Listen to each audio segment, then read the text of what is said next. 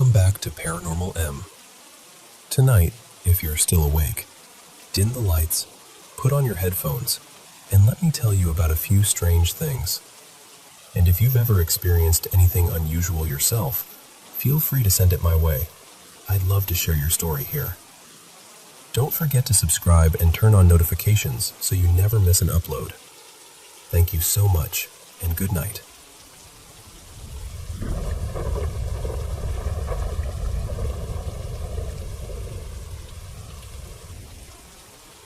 I've spent a lot of nights outdoors over the years, and a good number of them were solo. I've camped alone in all kinds of places without ever really feeling shaken. So when this happened, it stood out in a way I still can't fully explain. This was up in Little Cottonwood Canyon, near Secret Lake. Beautiful place, really beautiful. The kind of place you'd normally expect to feel peaceful the second you get there. But for me, and later for my sister and a few friends too, that area carried this strange feeling that I've never felt anywhere else. It started one evening when I got a text from some friends saying they were heading up to Secret Lake. I'd never been there before, but I figured I'd meet them up there. I was delayed a bit at home, so they got a head start and I drove up after them. I parked lower down than I should have, though I didn't realize that at the time, so I ended up adding extra distance to the hike. When I started out, there were still a few people on the trail, but before long, it was just me. The sun was dropping fast, and I kept thinking, it's fine, I hike fast, I'll catch them. I was texting my sister for updates, but service was spotty. A message would come through here and there. She told me they were almost at the lake, so I picked up my pace. Then I started jogging. Then really jogging, because all of a sudden I realized how low the light was getting. At the same time, my phone battery started draining way faster than I expected. It dropped from around 30% to the teens in what felt like no time. I'd been listening to something on my phone while hiking, so I shut everything off to save what was left. And that was right around when the feeling started. At first it was subtle, just this heavy sense of being alone. But not regular alone. I've been alone on trails plenty of times. This was different. It felt bigger than that. It felt like I wasn't just alone on the mountain. It felt like I was alone in the entire world. That sounds dramatic, I know. But that's honestly the closest way I can describe it. The higher I got, the stronger it became. It was like the whole world had emptied out. No people, no animals, no life anywhere. Just me, on this mountain, in some strange, silent version of Earth. And the wind made it worse. It wasn't even particularly strong, but it felt wrong somehow. Not like weather. More like a message. Like the wind itself was reminding me that everything around me was empty. I remember pulling out my phone to text my sister again, and seeing that it had died. That hit me harder than it normally would have. It was getting colder too, and I was underdressed. Just a t-shirt, no real layers for what the temperature was becoming. The evening light had turned that deep blue color where you suddenly realize you're losing visibility fast. I pressed the power button one more time, almost out of habit, and somehow the phone flickered back on. It had maybe 1 or 2% left. I called my sister. It rang and rang, but she didn't answer. Then I saw she had sent me a picture. It was a photo of one of my friends, I'll call him Mason, sitting on a rock overlooking the canyon, smiling. Totally ordinary picture. But looking at it in that moment gave me the strangest feeling. It felt impossibly far away. Like it hadn't been taken on that same mountain an hour earlier, but somewhere completely unreachable. Like it had come from another world. So I started running harder, staring at that picture, trying to memorize the rocks and the angle in the background so I could find them. When I finally reached the lake, the sun had already dropped behind the mountains. The stars were starting to show in the water, and I was scanning the whole shoreline for them. No one was there. That was the point where the feeling got overwhelming. I started calling out for my sister and my friends. No answer. Then I started yelling, really yelling, running around the lake, calling their names over and over. Nothing came back. No voices, no movement, nothing. At that point, I bailed. I just turned and ran back down the trail, trying to make it to my car before it went fully dark. My phone was dead for good by then, so I had no light. Eventually, it got black enough that I had to slow down and feel each step so I wouldn't roll an ankle. Then, about halfway down, I found them. They were fine. Totally fine. Relief hit me immediately, but that feeling didn't leave with the relief. It stayed with me. A few months later, that same group decided to camp, and I picked that area again because it was familiar and easy for everyone. The second we got near the lake, that same feeling dropped onto me all over again. And this time, I wasn't alone. I was with people I trusted, laughing, setting up camp, doing normal camping stuff, and still, it felt like I was the only person alive. That was what made it even stranger. I also started feeling kind of sick, just generally off. The wind that night wasn't anything special. Most people would have called it calm. Just a light breeze brushing against the tent. But every tiny movement of the tent fabric made me feel this deep dread. It's hard to explain. It felt like the emptiness was pressing in through the wind itself. The next morning, my sister told me she'd felt it too. She said from the moment we got there, she felt this horrible anxiety and this strange, soul-deep isolation, like all warmth and all human closeness had been stripped away. Later, when I asked her about it again, she described it in a way that stuck with me. She basically said that when you're scared or sick or even miserable, you can usually still picture comfort somewhere. Home, childhood, other people, even strangers. But this was different. This felt like there was no somewhere else, just you. And that was exactly it. She went on to describe how even though the place overlooked a resort and cabins and signs of civilization, it still felt emotionally and psychologically far away from all of it. Not physically remote, just removed. As if the hill where we camped was cut off from everything warm and human. She talked about the cold too.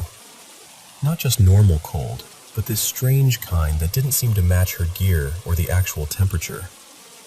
She had good equipment, enough layers, a solid sleeping bag, all of that. But none of it seemed to touch the feeling. She said she lay there awake in the dark with the wind outside, and all she could think about was the warmth of humanity itself. Cities, homes, lamps glowing in windows, people going about ordinary life.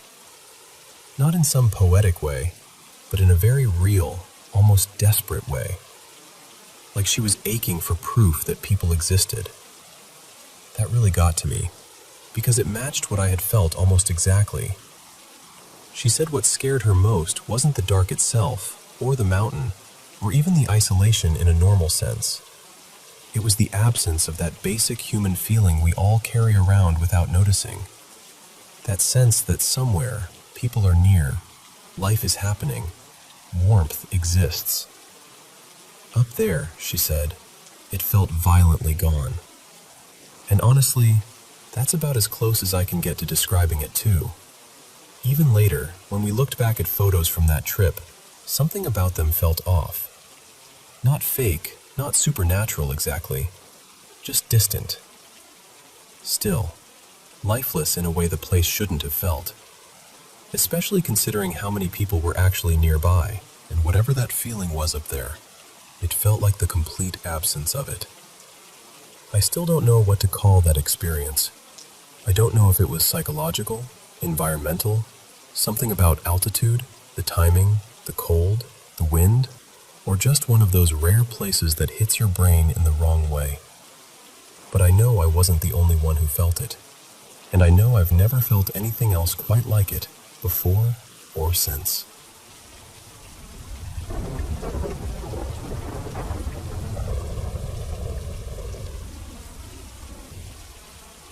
I was about 11 when I saw something I still can't explain, and honestly, I've never forgotten it.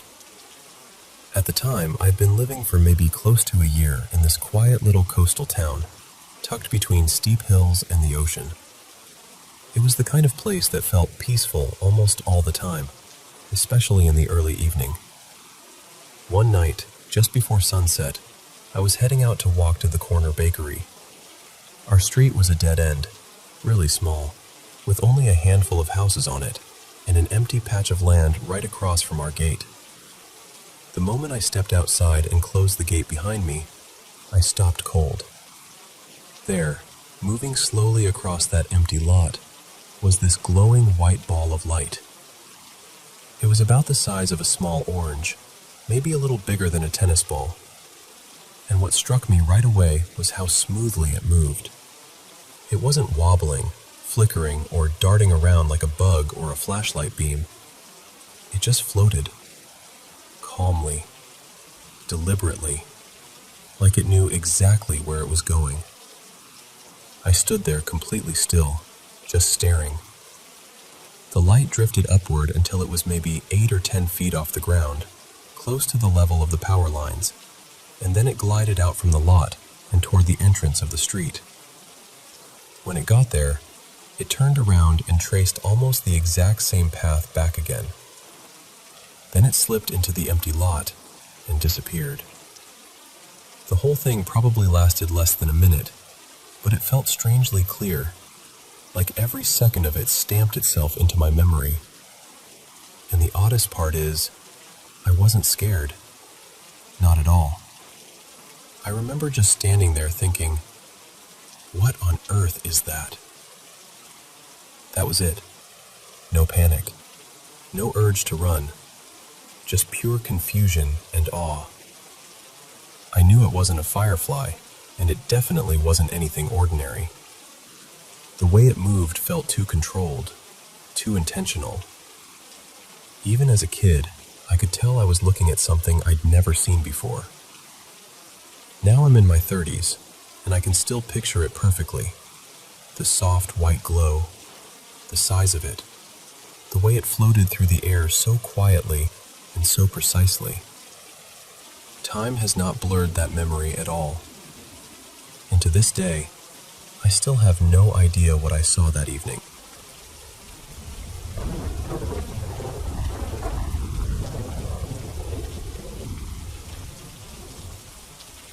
So I'm Myra, and I grew up in a 2-story terrace house with my family. We've lived there for years, and for almost as long as I can remember, strange things have been happening around us. The first thing started when I was still pretty young, sometime in the early 2010s. Because our houses are built so close together, it's normal to hear noise from the neighbors now and then. But the house on our right was different. It had been empty for ages. The front patch was overgrown, the gate always looked untouched, and the whole place felt abandoned. Then, every so often, usually around dusk, we'd hear it. Just one marble. It would sound like a single marble hitting the floor and bouncing over and over again. Not every day, but often enough that it stayed with you. At first, I brushed it off. I thought maybe something was falling over next door, or maybe I was imagining it. But after a while, everyone in my family noticed it too. We never really sat down and talked about it properly, though. It was more like one of those things we all heard, but no one wanted to be the first to say out loud. I remember one time, when I still didn't really understand how unsettling it was, I grabbed a marble from my toy box and sat near the wall we shared with that house. When the sound from next door stopped, I bounced my own marble back against the floor, almost like I was answering it. And I still remember what happened next. The marble sound from the other side suddenly came back louder, faster, harder, like it was reacting to me. At the time, I laughed. I was a kid. I thought it was funny. But that sound stayed with us for years. It went on for nearly a decade. The only time it ever stopped was when someone finally bought the empty house and moved in. For a while, everything was quiet. Then a few years later, the house was abandoned again, and the marble came back. Only this time, it got worse. It was no longer just coming from the empty house beside us. Sometimes my family would hear it from upstairs, sometimes from the ceiling. Sometimes it would happen when only one person was alone in a room, like it wanted to be noticed. I spend most of my time away now because I stay in my college dorm, but every now and then I'd get a call from home, and one of my siblings or my parents would bring it up again, frustrated and shaken, like, "It happened last night," or "We heard it again." But the most frightening experience happened recently. It was late on a Saturday night. My sister Maris was in her bedroom just scrolling on her phone, minding her own business. Then she heard the sound again. Not from outside, not from the ceiling, not from somewhere far off in the house. Right in front of her bedroom door. She said it sounded exactly like someone had dropped a single marble onto the floor just outside and let it bounce there. She froze. Then she rushed to lock her door and turned all her lights on. She stayed like that until the sound finally stopped. The next morning, all of us ended up talking about it. And that was when it got even worse, because everyone had heard it too. My parents heard it outside their room. My brother said he heard it outside his door. Even though their rooms are spaced apart across the hallway, they all said the same thing. It sounded like the marble was right there, directly in front of them, loud and clear, as if someone had thrown it down just outside each door. We still haven't done anything about it. I guess, in a strange way, we've made an unspoken agreement with whatever it is. As long as it doesn't show itself, and as long as it doesn't actually hurt anyone, we just keep living with it. We stay quiet. We pretend we can handle it. Because when you hear a single marble bounce in an empty place where no one should be, over and over again, for years, eventually, you start to wonder whether something in that house has been listening the whole time.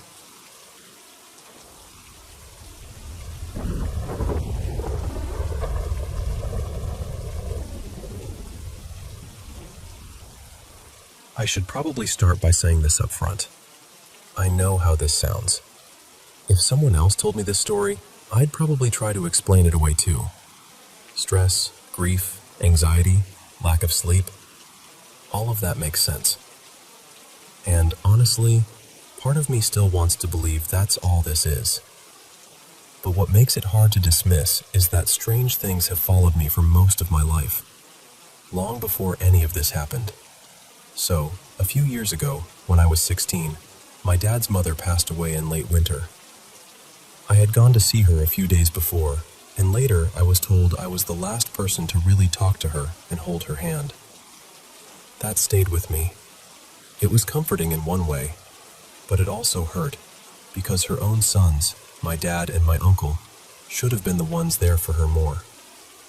I went to the funeral, stood beside her casket, and said goodbye the best I could. For a while, that was that. Sad, but normal. Just grief. Then, about a year later, my mom, my younger brother, and I moved into this old house way out in rural Indiana.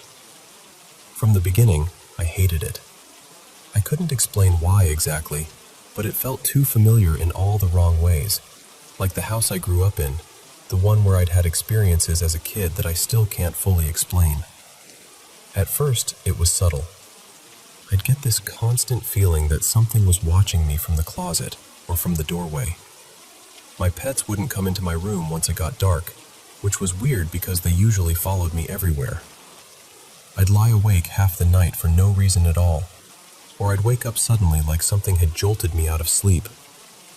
Sometimes, when I was home alone, I'd hear my name, clear as day. I tried to be rational about it.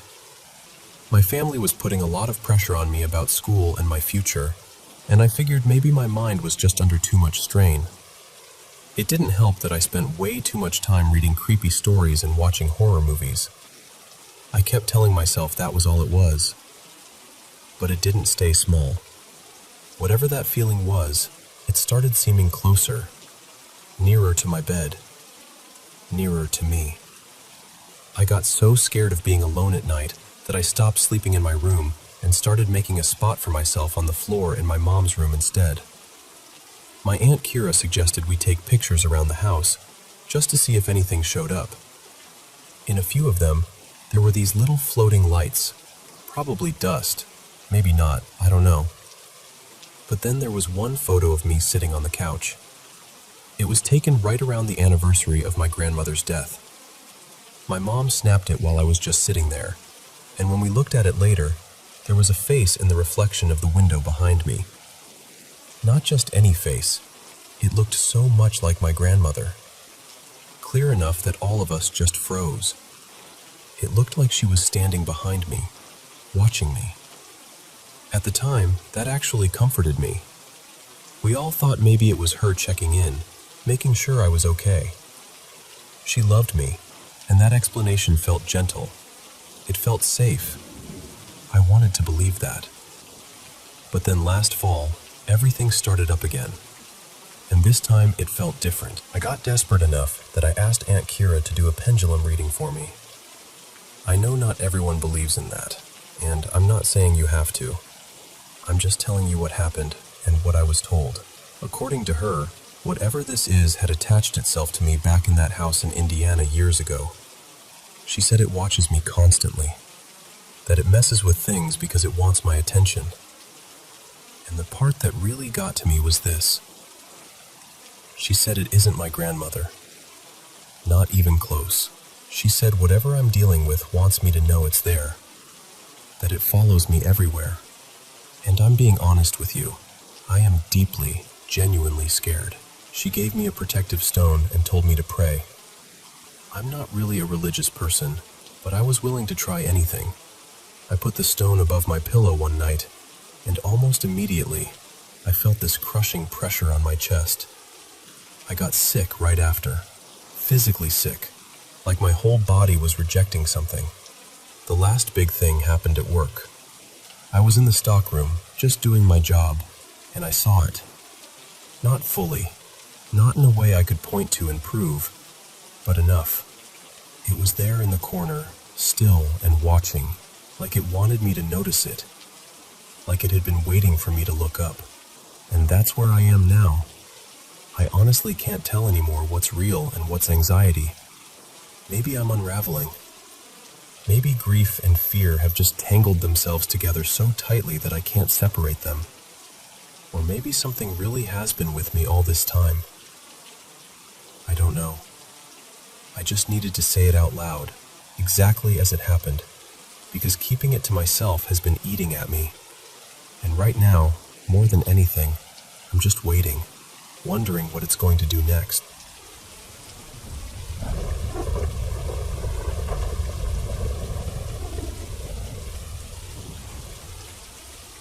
So, I had the strangest moment on the Stockholm subway today, and honestly, I still can't stop replaying it in my head. I'm not here to say it was something paranormal, and I'm not saying it was nothing either. I really don't know what to make of it. I just know it left me with this weird, lingering feeling I can't quite explain. I was sitting on the train with my friend when this older man came over and sat beside us. He looked completely ordinary at first glance. Nicely dressed, very composed, soft-spoken, and sharp. He had this thoughtful, almost lecturer-like presence about him. Nothing chaotic, nothing off. He didn't seem drunk or confused or anything like that. Just calm and very intentional. He started by asking if we were Norwegian. We told him we were actually Finnish, and he smiled, apologized politely, and made a brief comment about Finland. Very normal, very friendly. Then he looked at us and said, "Can I ask you something? Do you think time moves faster inside this train than it does outside?" We kind of looked at each other and said we weren't sure. And then he started explaining relativity. Not in an over-the-top way, just very plainly, like a teacher explaining something he knew well. He said Einstein had shown that time can move differently depending on speed. Then he asked another question. He said, "True or false? Time moves faster at the top of your head than at your feet." My friend guessed true, and the man nodded. He said yes, because of gravity. The way he explained it was so matter-of-fact and confident. He clearly knew physics. At one point, he mentioned Stockholm University and gave the impression that he had spent time studying or working in that world. Then he paused and said, "Last question. If I told you I'm a time traveler, would you believe me?" We laughed a little and said no. And he just said, very calmly, "I am. I've traveled through time." That was the strange part. He didn't say it like he was trying to be funny. He didn't say it dramatically. He just said it so evenly, so casually, like he was telling us where he was from. Then he added, "A time traveler always recognizes another time traveler immediately." My friend asked him how that was even possible, how you'd recognize one. And the man said, "We've only just met, so I won't tell you yet. But when you are an old man, I'll come back and explain it to you." He said that directly to my friend, and something about the way he said it just stayed with me. We all got off at the same station a few minutes later. He didn't linger. He didn't follow us or try to keep the conversation going. He just wished us a good day and walked away at this slow, unbothered pace. And that's what's been sitting with me ever since. It's not even really the words themselves. It was the feeling of it all. He didn't come across as unstable, and he didn't feel like someone putting on a performance. He felt deeply calm, intelligent, and oddly sincere, like someone completely at ease with what he was saying.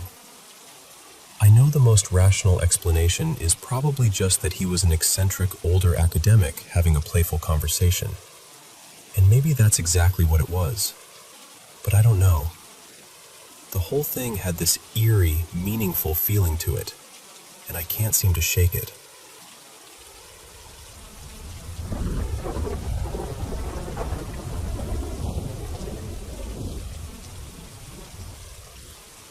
This really happened to me when I was about 9 or 10, and even now, in my 20s, I still think about it all the time. What makes it even stranger is that I still have the same little ball I used to test my vision that day. I remember I was exhausted that afternoon, so I laid down for a nap.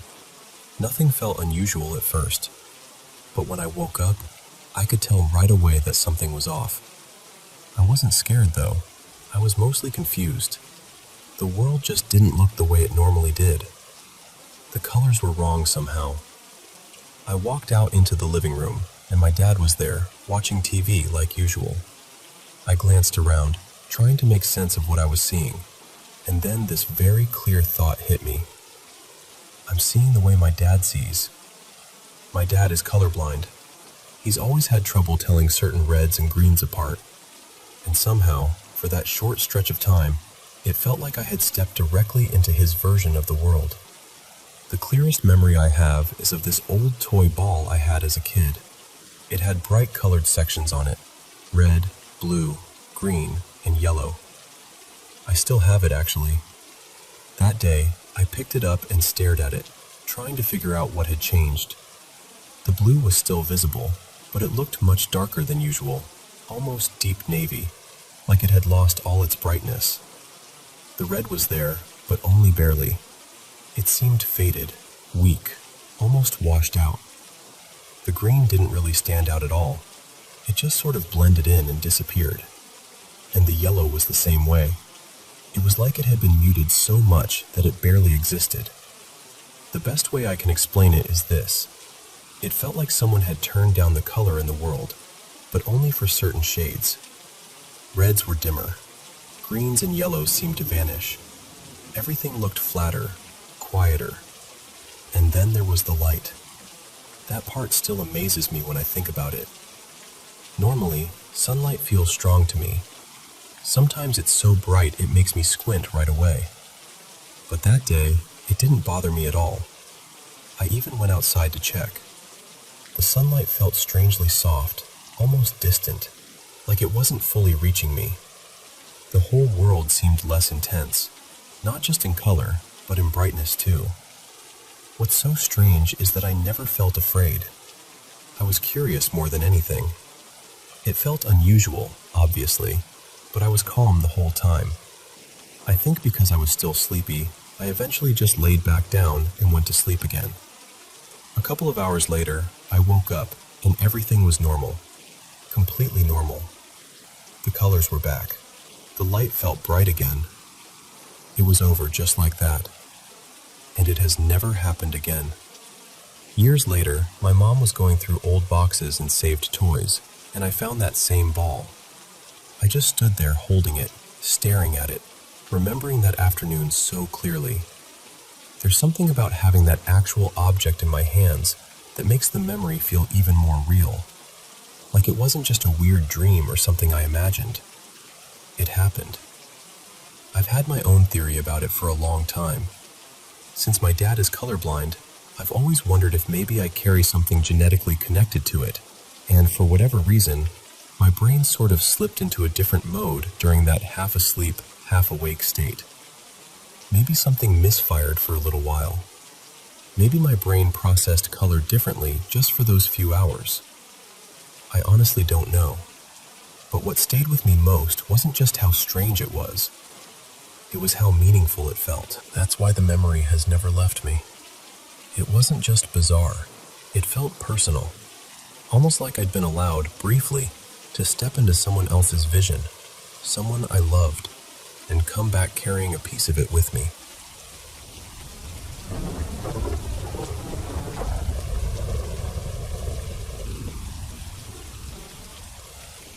You know, looking back, I think my first truly unexplained experiences started sometime in the mid-1990s and carried on for years.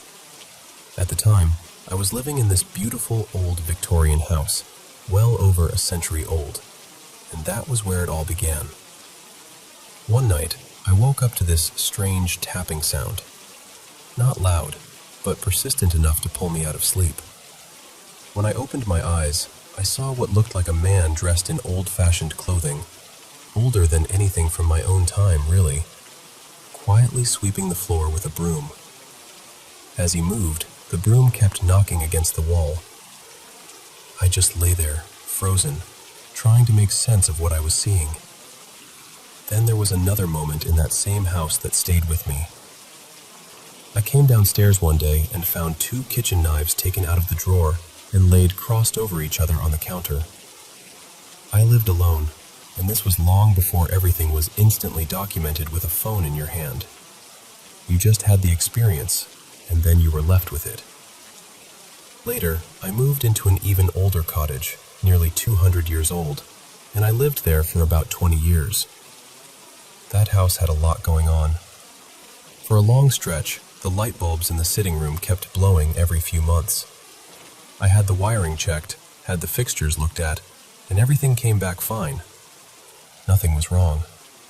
Then, after years of this, it suddenly stopped as mysteriously as it had started, and the problem never came back. In the bedroom, I had these window screens with pull cords, and every so often one of those cords would swing so hard, it looked as though someone had yanked it. Then it would stop completely. No draft, no open window, nothing that could explain it. That same room gave me one of the worst scares I've ever had. I heard a loud breath, like someone standing close by and exhaling sharply into the room. It was so clear and so sudden that it made my whole body go cold. There were smaller things too, the kind that sound almost silly until they happen to you. One morning I came downstairs and found my shopping note, which I always kept attached to the fridge with a magnet, placed neatly on the kitchen counter. The magnet was sitting right on top of it, as if someone had carefully set it there. It hadn't just fallen. It couldn't have. And then came the moment that finally pushed me to leave. I woke up around 2 in the morning to a huge crash. A large framed picture that had been hanging securely on the wall for maybe 20 years had come down somehow. But what got me was the way it landed, face up, on the floor, with the glass shattered. That was the point where I thought, no, I'm done. I'm moving. So I did. I moved into a newer house, built in the 1970s, with no tragic history, nothing people would usually point to. I honestly thought that would be the end of it. I thought maybe the activity had been tied to the age of the homes, or whatever energy people believe old places hold on to. But it didn't stop. Not long ago, I was standing in the lounge when the TV switched on by itself. I was startled, of course, but then about 10 minutes later, I walked into the bedroom and that TV turned on too, completely on its own. It felt less like a coincidence and more like something following a pattern I still don't understand. People always say, "Why didn't you film it?" But honestly, when something like that happens, your first reaction isn't to grab your phone. You just freeze. And by the time you think to record it, it's over. The room is quiet again. The moment is gone. That's how it always seems to happen. What's left me thinking the most is this. I used to assume the strange activity was connected to the old houses. That made sense to me. But now I'm in a much newer home, and things are still happening. So I've started to wonder whether it isn't the houses at all. Maybe, somehow, it's connected to me. I'm a very sensitive person. I experience mirror pain synesthesia, so I can physically feel other people's pain in a very real way. And I've always had a high level of emotional sensitivity too. I don't say that dramatically. It's just true. So lately I found myself wondering whether that openness, that sensitivity, has anything to do with these experiences. Whether some people are just more aware of things they can't easily explain. I don't claim to have the answers. I only know what I've seen, heard, and lived through. And after all these years, I'm beginning to feel like whatever this is, it may be less about where I live, and more about me.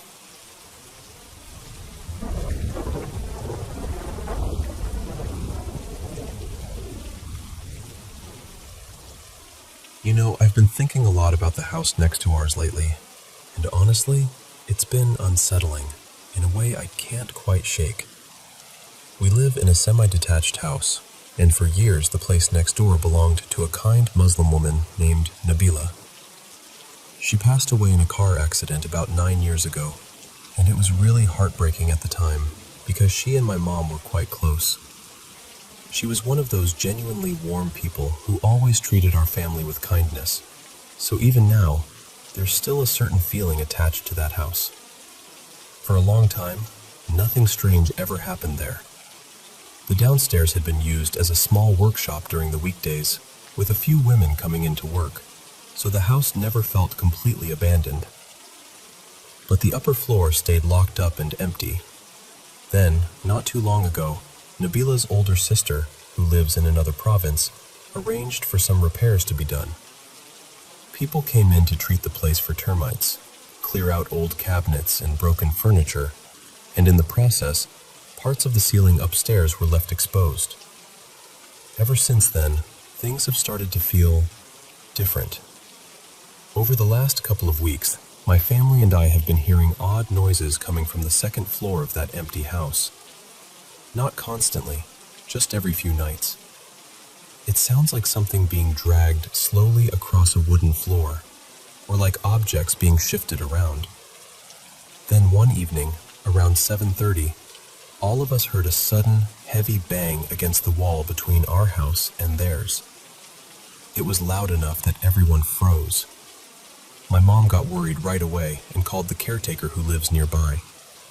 He came over, went inside to check the place, and didn't find anyone. The only unusual thing he noticed was that one of the old glass louver windows upstairs had been left partly open, so he shut it before leaving. After that, we tried to be practical about it. We told ourselves it was probably just the wind, or maybe something disturbed during the repairs. Since the noises had only happened a few times, we thought it was better not to dwell on it. But then last night, it happened again, and this time it felt impossible to ignore. It was around 10 p.m.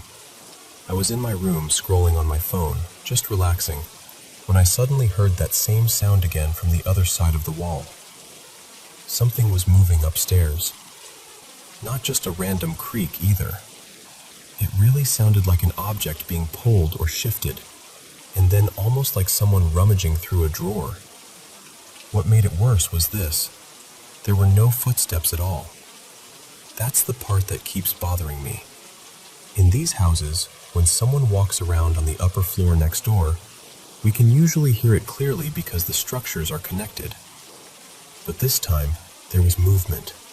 There was the sound of searching or dragging, and yet not a single step. And where I live, in a big city with cameras all over the streets and outside most homes, it's hard to imagine someone sneaking in and out unnoticed, especially repeatedly.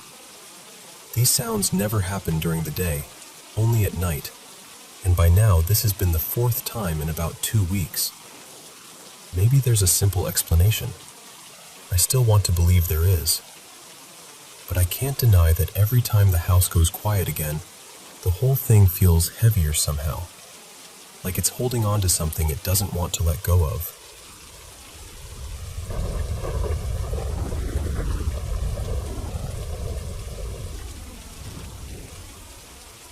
So, I teach high school, and every now and then I end up staying late to finish grading papers. The teacher's workroom is tucked at the very end of this long hallway, and once it gets past 6 in the evening, that whole part of the building just empties out completely. Usually the security officer is across campus near the auditorium, so for the most part, it's just me there by myself. A few nights ago, I was still in the office around 8:30, going through a stack of essays. Everything was really still. The only sounds were the faint hum of the fluorescent lights above me and my pen moving across the page. Then, I heard footsteps out in the hallway. Not fast, not frantic, just steady, unhurried walking. The kind of sound that makes you think someone's simply passing by on their way somewhere else. At first, I figured it had to be the security officer, so I didn't pay much attention. But then, I noticed something that felt off. I didn't hear his keys, and he almost always pokes his head in when he's doing a round near this side of the building. The footsteps came closer, then stopped right outside the door. I remember just sitting there, waiting for someone to appear in the little window or push the door open. But nothing happened. After maybe 10 seconds, I stood up and looked out into the hallway. The motion sensor lights hadn't even come on. It was completely dark and completely empty. No one there at all. I stepped out a little farther, thinking maybe somebody had just turned the corner toward the stairwell before I got there. Still nothing. At that point, I pulled out my phone and texted the security officer just to check. He wrote back almost right away and said he'd been near the auditorium the entire evening and hadn't come anywhere near my hallway. I tried to laugh it off and tell myself it was just the building settling. Older schools make all kinds of strange noises, and I know that. But when I sat back down at my desk, I heard it again. One more step. Just a single footstep. Right outside the door. And then, nothing. Complete silence. I didn't stay to finish grading after that. I gathered my things, turned off the lights, and left a lot earlier than I'd planned.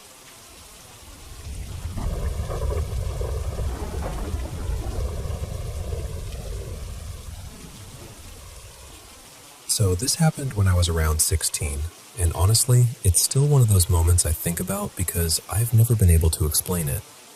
It was pretty late, maybe close to 1 in the morning. I was sitting on the floor in my room near the door, just scrolling on my phone in the dark. The lights were off, and the only thing lighting up the room was my screen. After a little while, I heard footsteps outside my room.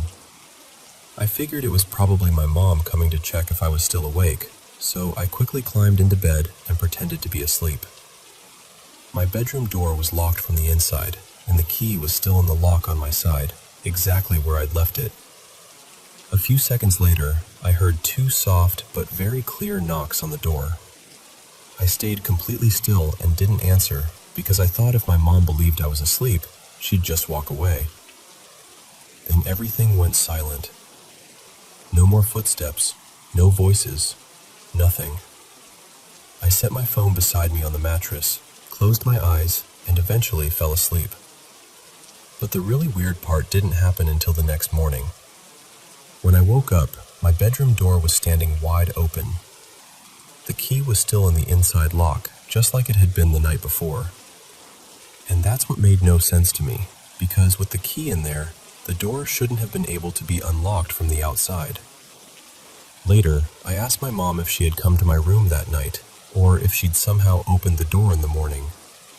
She told me she hadn't. And then I noticed something else. My phone, the one I had left right next to me before I went to sleep, wasn't on the bed anymore. I found it under the bed, almost right in the center underneath. Not near the edge like it had slipped off, but far enough in that it looked more like someone had placed it there. For a while, I tried to come up with a logical explanation. I even wondered if maybe I'd done it in my sleep. But I've never sleepwalked in my life, not before that night and not after. And when I woke up, I was still in basically the same position I'd fallen asleep in. Even the blanket barely looked disturbed. I still can't explain what happened that night. And honestly, even now, telling it out loud still gives me chills.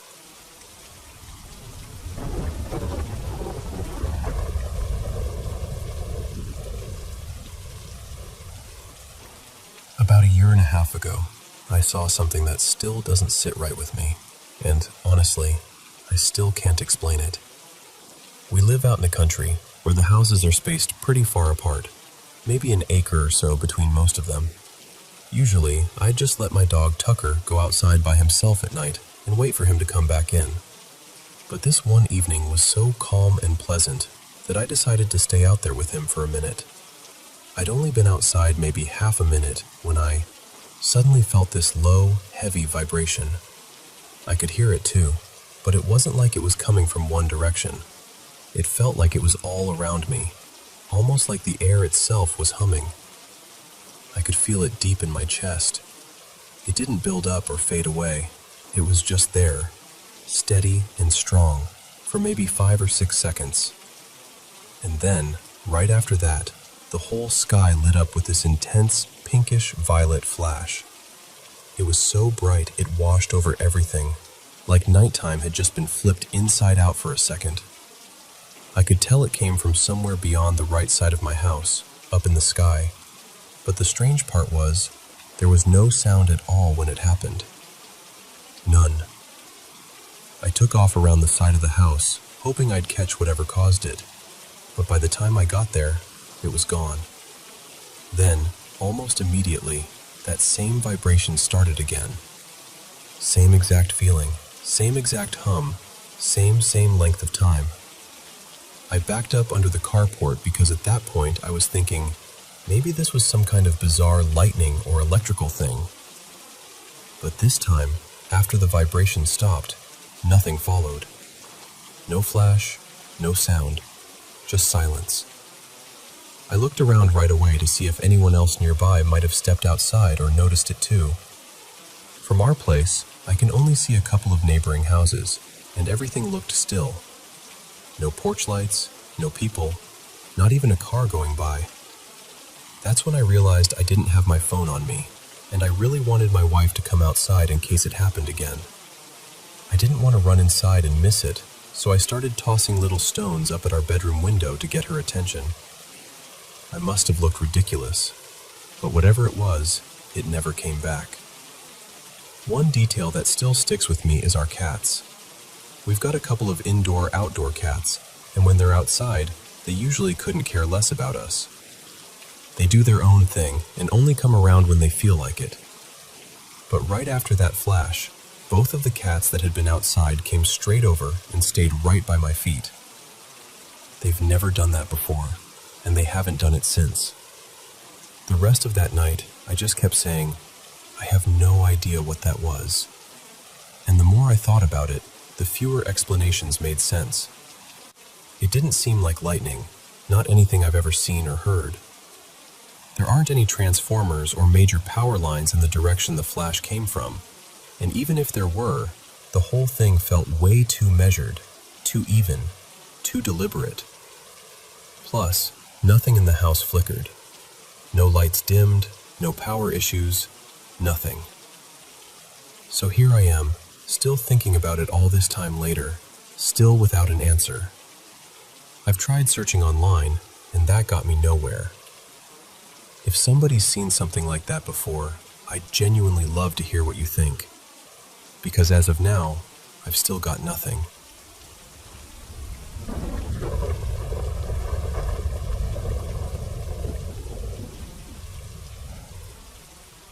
When I was about 9, this happened to me. My older brother Caleb was a couple years ahead of me, and we were both close with another set of brothers whose family had this old farm way out in the country. They had an older brother too, but he was already driving and hardly ever home, so to us, he almost felt like some distant grown-up who belonged to another world. We spent a lot of weekends out there when we were kids. On this particular night, we were staying over.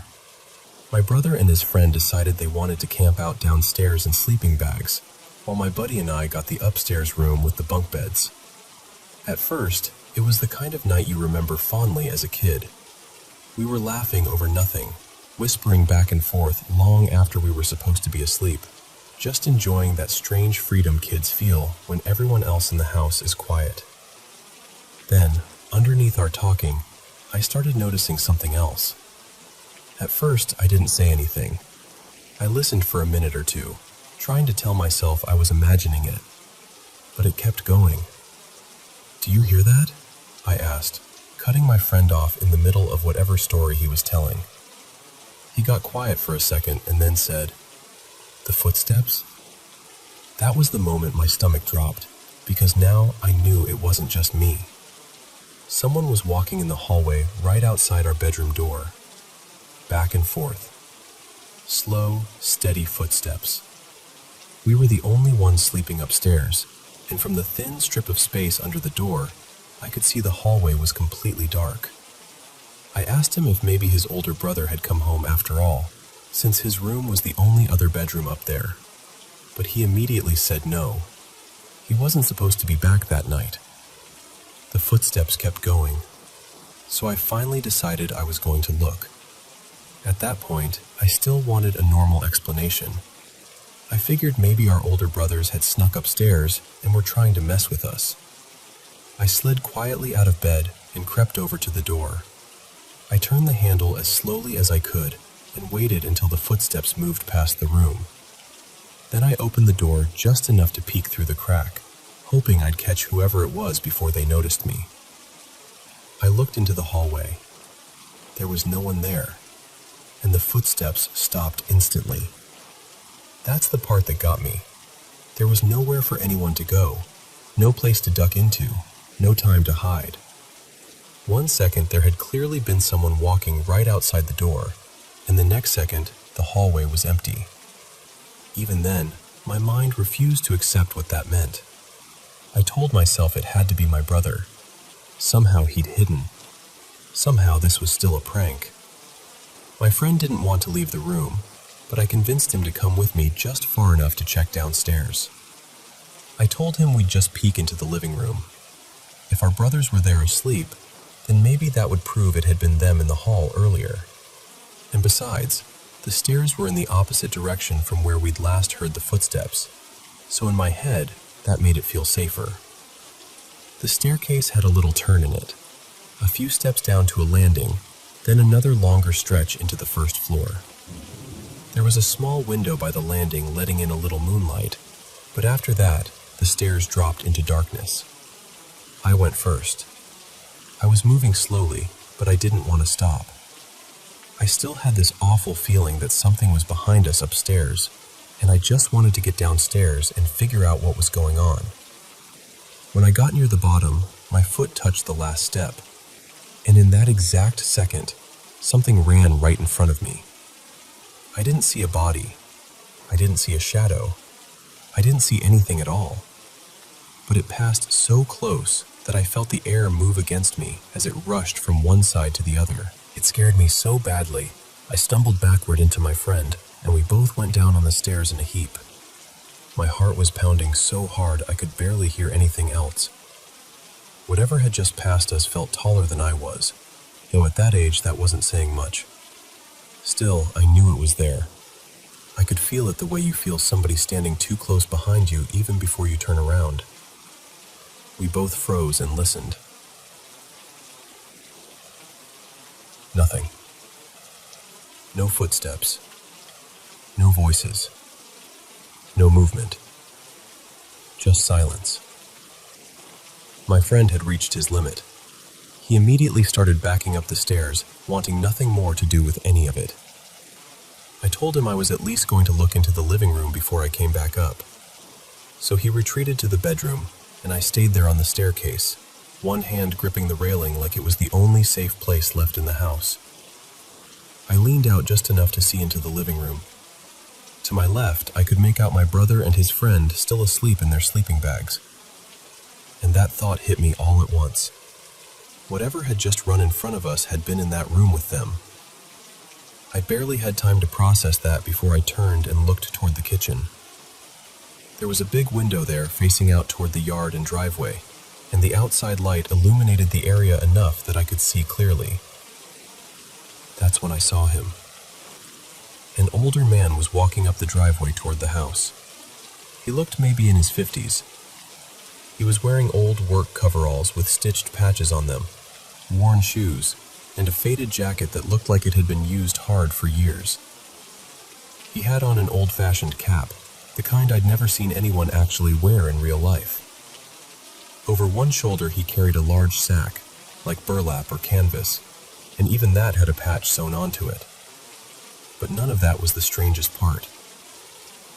The strangest part was that everything about him, his clothes, his skin, even the sack, had this soft, glowing gray look to it.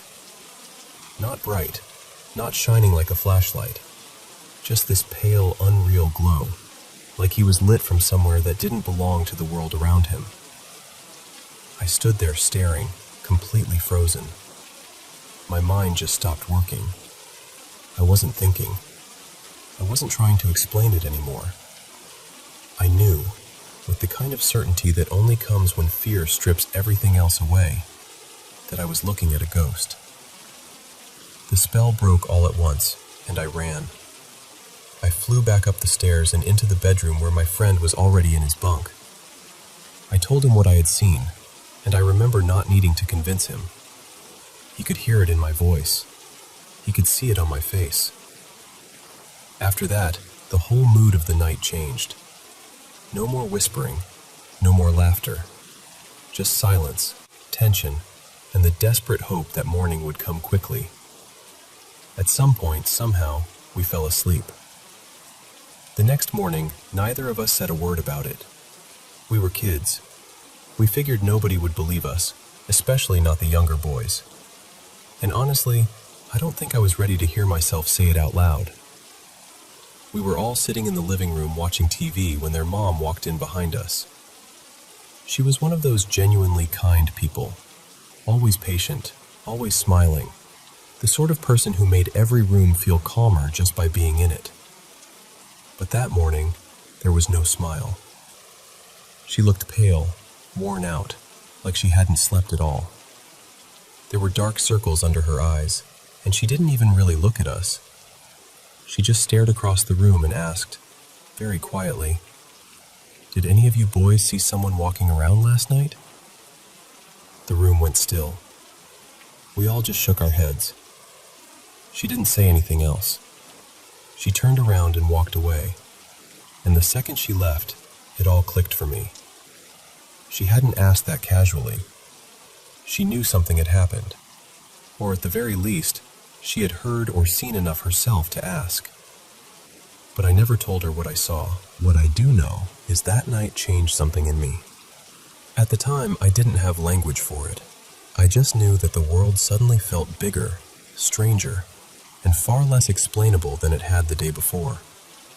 That night at the farm was the first thing that ever happened to me that I truly couldn't explain away, and it wouldn't be the last. Years have passed since then. I've had other experiences, other moments that made me question what we think is possible. But that night remains the one I always come back to. Maybe because I was so young. Maybe because it was the first crack in the ordinary world. Or maybe because some part of me is still that kid standing on the stairs, gripping the railing, staring into the dark, trying to make sense of something impossible. And even now, after all these years, telling it still makes my heart beat a little faster.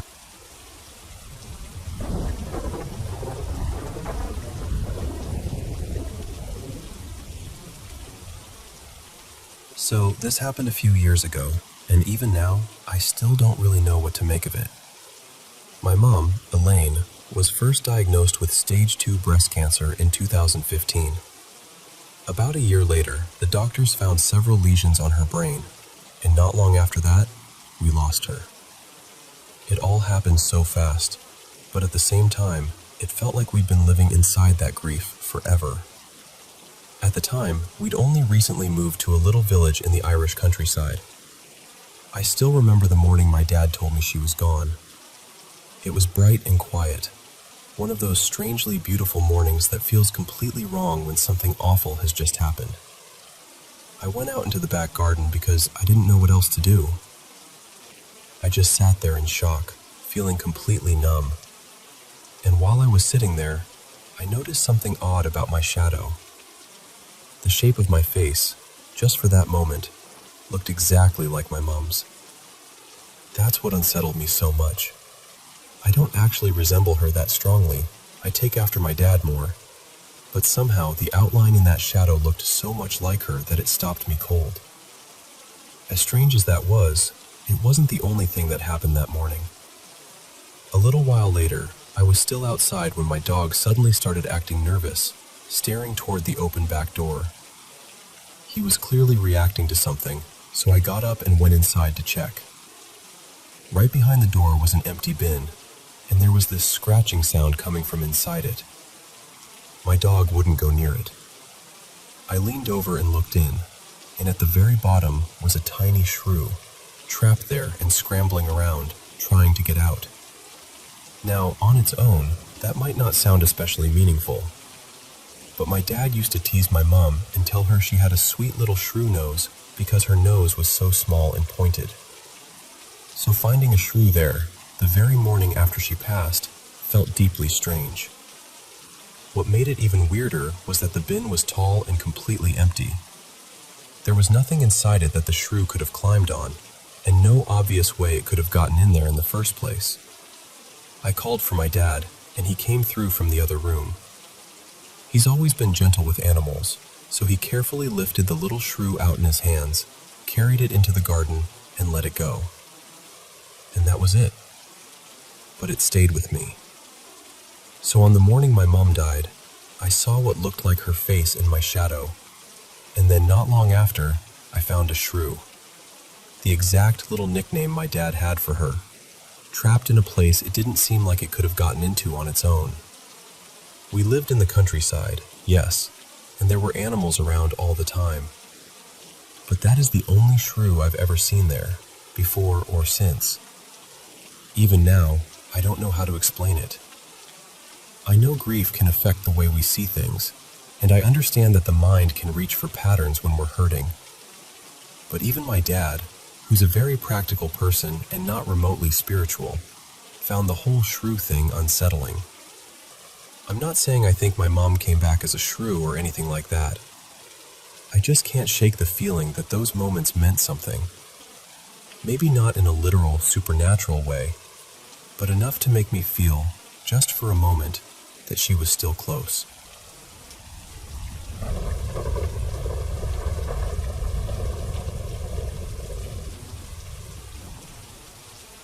So, growing up, I was always moving back and forth between England and Ireland because my family was spread across both places.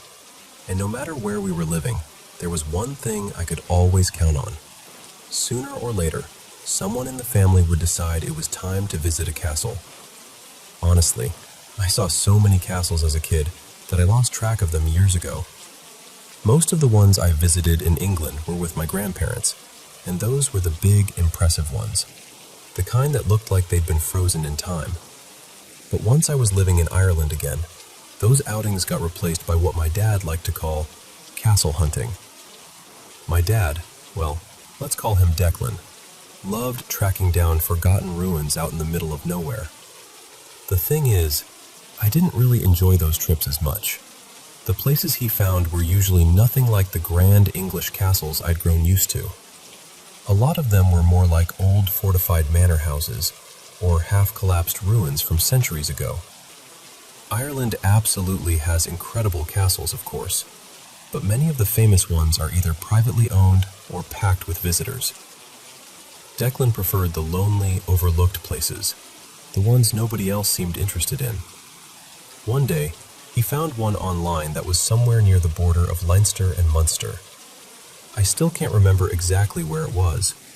If I had to guess now, I'd say maybe somewhere in County Tipperary or nearby. Wherever it was, it felt completely remote. After about an hour and a half of driving, we ended up pulling over beside this quiet little field with sheep in it.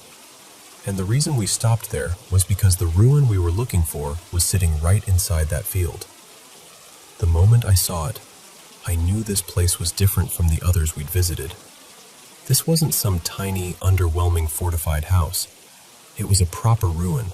Tall stone walls, battered by time, with 2 round towers still standing, while the others had long since fallen away. No one had restored it. No signs, no ropes, no effort to tidy it up. It was covered in ivy and tangled vegetation, like the land was slowly reclaiming it.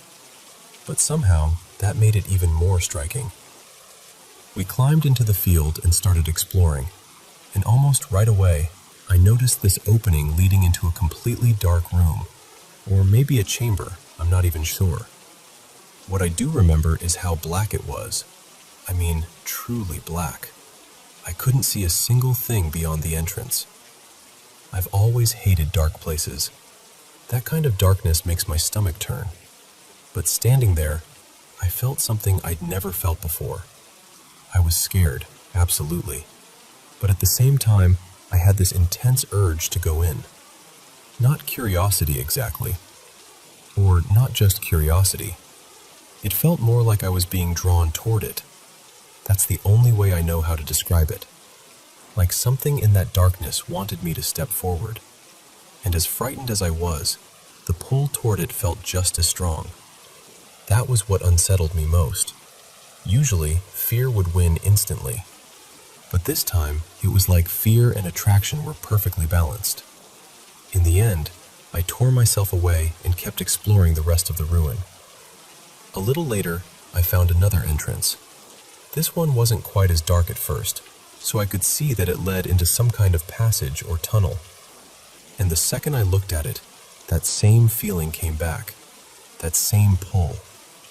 I still don't know why, but this time I actually went in. I didn't have a phone light, no torch, nothing. I just walked forward until I reached the point where the daylight faded and the darkness began. And standing right there, at the edge of what I couldn't see, I felt it again. Stronger, maybe. That horrible, compelling sense that I should keep going. Like the darkness was inviting me in, or coaxing me in. But thankfully, my fear kicked in at the last moment. I backed out, got out of that tunnel, and went to find Declan. I told him about it, and he went in with his flashlight to have a look.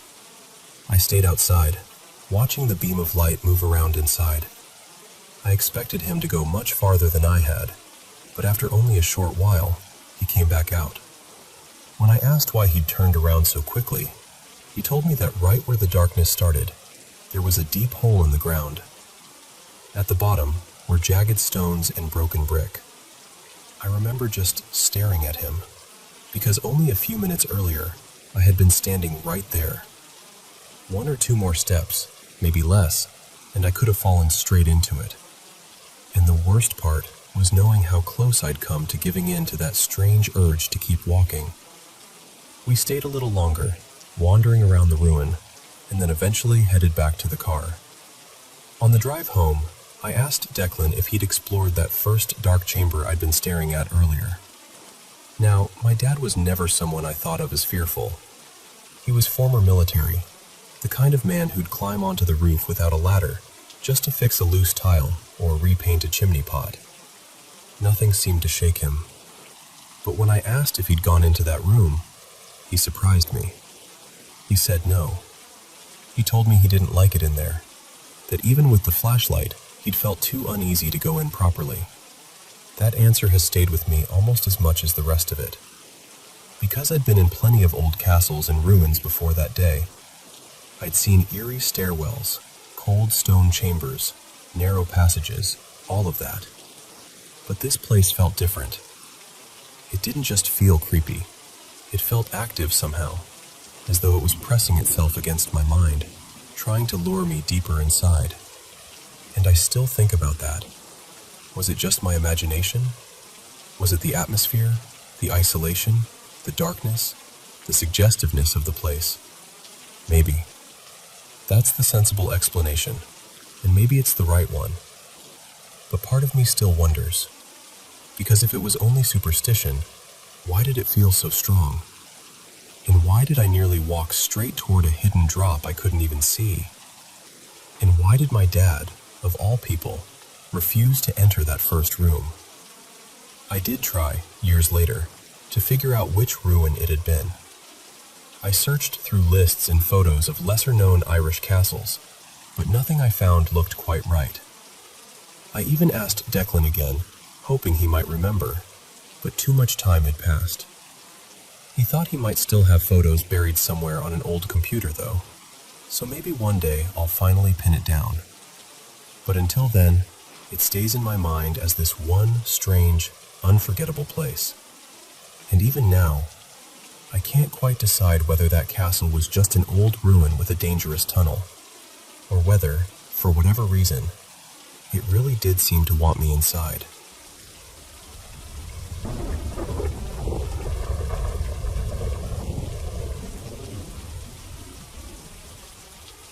Let me tell you about one night I still can't fully explain. Back when I was working overnight patrol, my sergeant had this habit of keeping us moving even on the quietest shifts. He hated dead time, so he'd come up with little games for us between calls. One of his favorites was hiding a sticky note somewhere on the window or door of a random business in town and making us find it as we drove our sectors. So that night, sometime a little after 2 in the morning, I was doing exactly that, rolling slow through empty streets, checking storefronts, sweeping alley lights across buildings, looking for anything out of place. It was one of those nights where everything feels too still, and you start paying attention to every shadow, every reflection, every tiny movement. When I got up toward the north end of town, I came up on an old auto repair shop, and I don't know how else to say it except that the closer I got, the worse I felt. My stomach tightened. My whole body started telling me something was wrong before I had any reason to prove it. I slowed the cruiser almost to a stop and stared through the grimy front windows. I was straining to see anything past the tint in the glare, and then I caught it. A man's silhouette moving slowly past a window on the far side of the building. The second I saw it, I called for backup. I kept my eyes on the front entrance until the other units got there. Once they arrived, 4 of us moved in and checked the perimeter. That's when we found the front door unsecured. The moment I stepped inside, I smelled it. That sharp, metallic scent you never forget once you've learned it. Blood. We cleared the building room by room. At first, nothing looked disturbed. No signs of a struggle, nothing obviously out of place. But when we got to the back office, we found a man slumped over a desk with a handgun still in his right hand. He had clearly been dead for a while, and all I could think was, then who did I just see? That question stuck with me the whole scene. Later, during a second search, I noticed a security camera mounted above a filing cabinet. We were able to get access to the footage through a business contact, and I told the detectives exactly what I thought I'd seen. But the video showed only one person. Just him.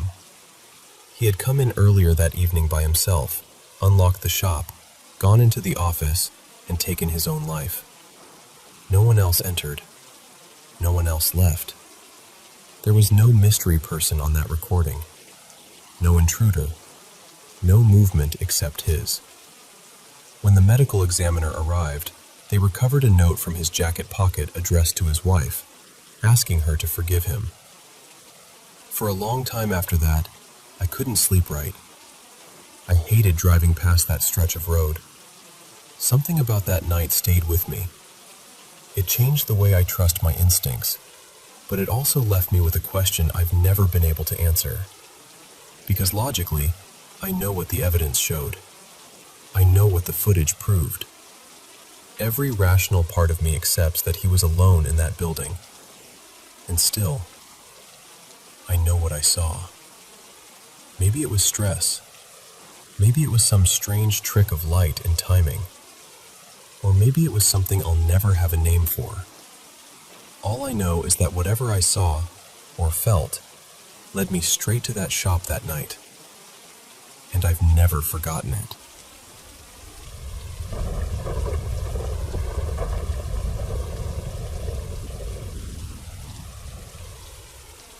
So I'm 20, and about a week ago, I moved into my apartment by myself for the first time.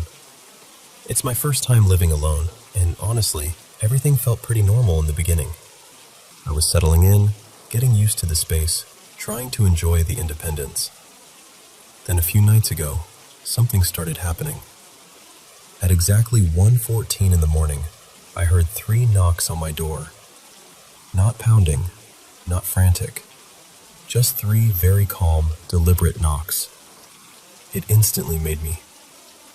I went to the peephole almost right away, but the hallway was empty. No footsteps, no sound of someone walking off, no elevator, nothing. It was just silence. At first, I told myself it was probably nothing. Maybe somebody had the wrong apartment and realized it before I checked. I tried not to overthink it. But then the next night, it happened again. Same time, 1:14 a.m., same 3 knocks. This time I checked even faster, and still, there was no one there. I actually opened the door right after, and the hallway was completely empty. After that, it kept happening every night. Always 3 knocks, always at 1:14. Never during the day, never at any other hour. I started sitting quietly before that time, just waiting, trying to prove to myself that I wasn't imagining it. And every single night, right on cue, the knocks would come. I'd check, and again, nobody would be there. What got under my skin the most was how intentional it sounded. It wasn't random building noise or somebody being careless. It felt calm, measured, like whoever was doing it wasn't in any rush at all. I live alone, and I hadn't told anyone in the building because I kept wondering if I was making too much of it. But after a while, it started getting to me. Not because something huge was happening, but because of the waiting. That feeling of sitting there, knowing the time was getting closer, wondering if it was about to happen again. Every tiny sound in the apartment suddenly felt louder. Everything started to feel a little off. So I asked my friend Marcus to come stay over one night. I told him the whole thing, about the knocks, the exact timing, the empty hallway every time I looked. He didn't jump to some extreme conclusion or anything. He said it could be somebody messing around, or maybe someone confused and going to the wrong door, but he agreed it was strange, especially because it kept happening the same way. And honestly, just having another person there helped a lot. I didn't feel nearly as part. I'd also been thinking about whether I should open the door or not. A lot of people would probably say, never open it, and I get that. But the part that was really getting to me was not knowing. My mind was filling in the blanks, and that was making it worse. So I decided that if it happened again, I would wait until the second knock and then open the door, as long as Marcus was with me. That night, we waited. Everything was quiet for a while, and I started wondering if maybe it wouldn't happen this time. But then, right on time, we heard it. Knock. We looked at each other because we both heard it clearly. Then there was and then the second knock. So I walked to the door and opened it. It was my neighbor. I didn't really know him. I'd only seen him once before in passing when I first moved in. He lives alone in the apartment next to mine. When I opened the door, he looked confused, kind of disoriented, like he hadn't fully processed where he was.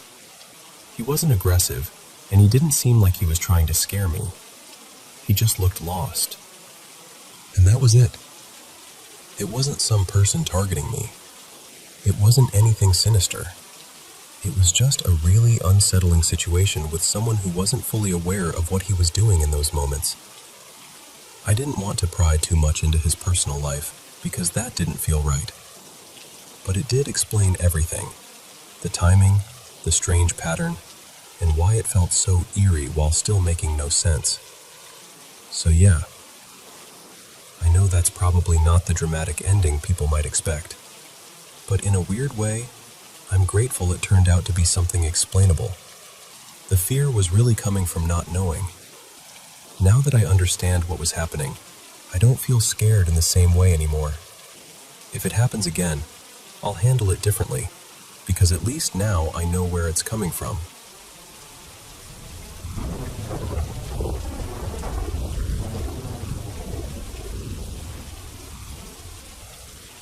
Hey everyone, mystery lovers of the M channel.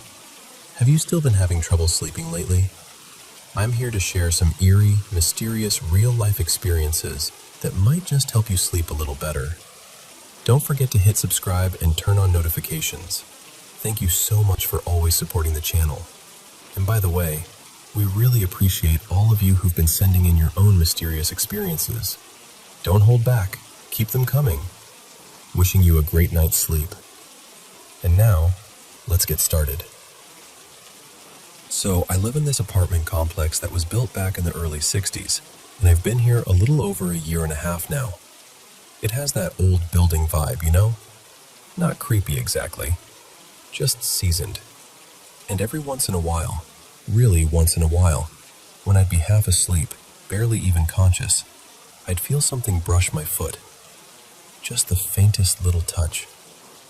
Sometimes I'd even dream about my old dog Milo, who passed a few years ago, and I'd wake up with that strange, sweet feeling like an animal had curled up near my feet. Always super brief, always spaced out by weeks, even months. I'd notice it, go, huh, and then life would move on. But then, one night changed the whole rhythm of it. It was the Thursday after Thanksgiving. My dad had driven me home from my parents' place. Nothing dramatic, just a couple drinks, and honestly, the kind of amount that used to mean something in my 20s but barely makes a dent now. By the time I got into bed, I was sleepy, calm, totally fine. I remember lying there with my phone in my hand, about to text someone back, and I started drifting off. And suddenly, whoosh.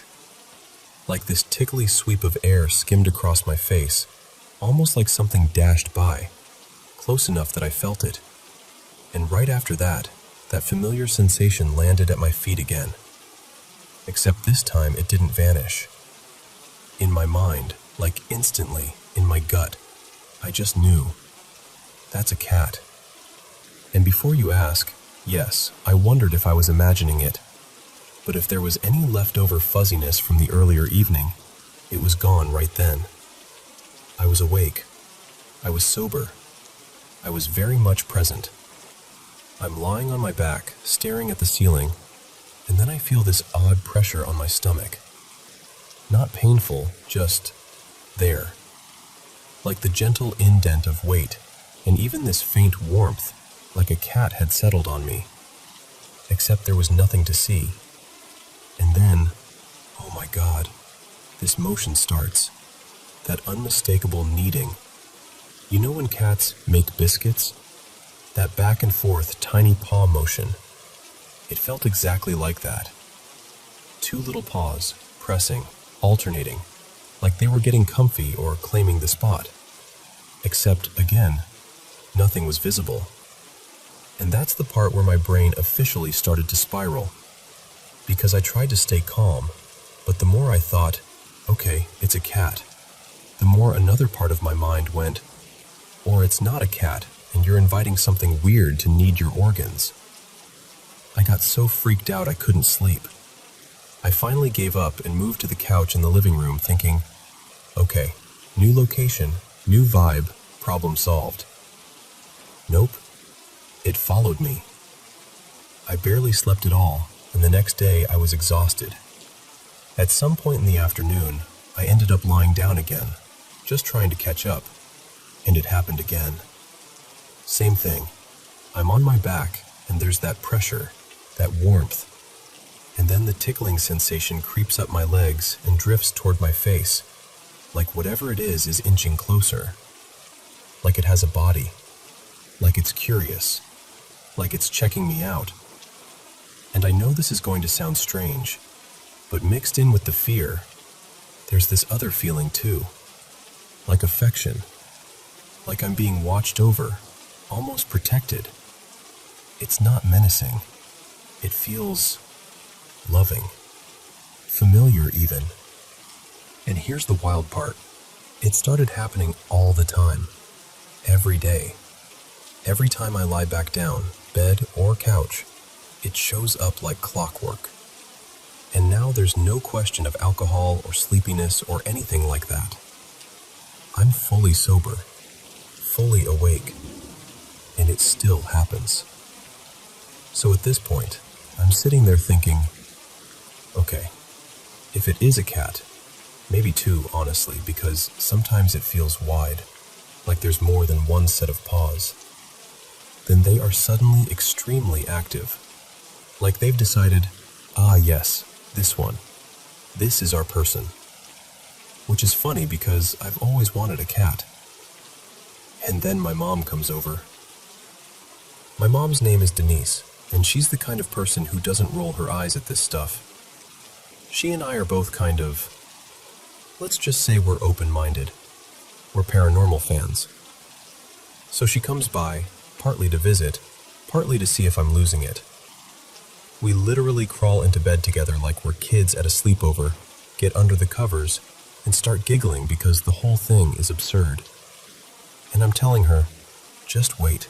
If it's going to happen, it happens pretty fast once you settle in. And we're lying there, quieting down, and I'm half holding my breath like, please let this happen so I'm not alone in this. A few moments pass, and then Denise goes, very calmly, oh, I feel it. I swear I could have cried with relief. I was like, what do you feel? And she goes, a warmth, and like a little weight. Just like that. No fear, no drama, just matter-of-fact confirmation. And I cannot even tell you how validated I felt in that moment.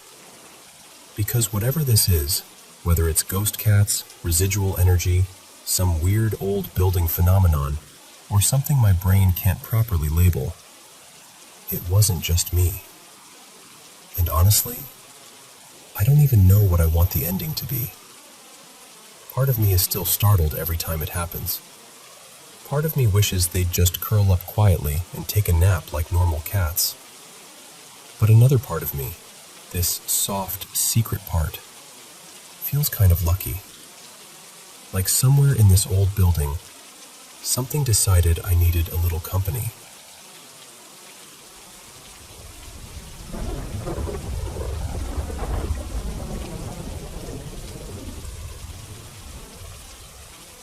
Okay, so I'm going to tell you this the way it actually felt, because I've tried to talk myself out of it for years, and I can't. For most of my life, I was the kind of person who rolled their eyes at paranormal stuff. Like, sure, spooky stories are fun, but in real life, I always figured there was a normal explanation. But there's one night from when I was a kid that never left me. It was a long time ago, maybe 8 or 9 years back, when I was around 11. I remember being in bed, staring up at the ceiling, that weird in-between moment where you're not sure if you're drifting off or if you just woke up. The room was quiet, normal. And then I looked toward the window. Sitting in the windowsill was something. Not a person, not really. More like a shape, like darkness had weight and decided to fold itself into a body. It was crouched in this unsettling way, like someone perched for a jump. The closest comparison I can make is that comic book kind of pose, where the hands are down near the feet and the knees angle out wide, like it's balanced and ready. It didn't have a clear face, not eyes you could point to, but I swear to you, it still looked like it was staring directly at me. And the emotion coming off it, God, it was so strong. Angry. Not just scary angry, but this sharp, hostile feeling like it hated that I could see it. I froze for a split second, then I just bolted. I ran straight to my parents' room and shook them awake, full panic, heart slamming, trying to explain through tears and stuttering. My dad, Ethan, got up right away, and my mom, Marisol, came with us. We went back to my room together, lights on. My parents scanning the window like they were going to catch a burglar. And it was gone. They did the parent thing, bad dream. You were half asleep. Your imagination got you. And I wanted to believe them, I really did. But the problem was, I wasn't trapped in bed. I wasn't paralyzed. I hadn't been in a nightmare haze. I moved. I ran. I was awake enough to feel the carpet under my feet. So I kept that memory tucked away in my chest like a rock, heavy but hidden. Until recently. A few days ago, I was talking with my mom, just a normal conversation, nothing spooky, and she mentioned something that made my stomach drop so hard it felt like the air left my body. She told me she'd gotten up in the night to use the bathroom. She said she was fully awake, steady on her feet, not groggy. And when she stood up, she saw someone sitting in the windowsill. Not a shadow, not a coat hanging, not a shape, maybe. A dark figure, a man-shaped presence, and she said it felt angry. Then she described the way it was sitting, that same crouched, perched position, hands down near the feet, knees angled outward, like it was balanced there, watching. And here's the part that made my skin go cold. She said it didn't have a face, like there was just nothing there, a blankness where features should be. She went to the bathroom, came back, gone. And the whole time she was talking, she wasn't trying to scare me.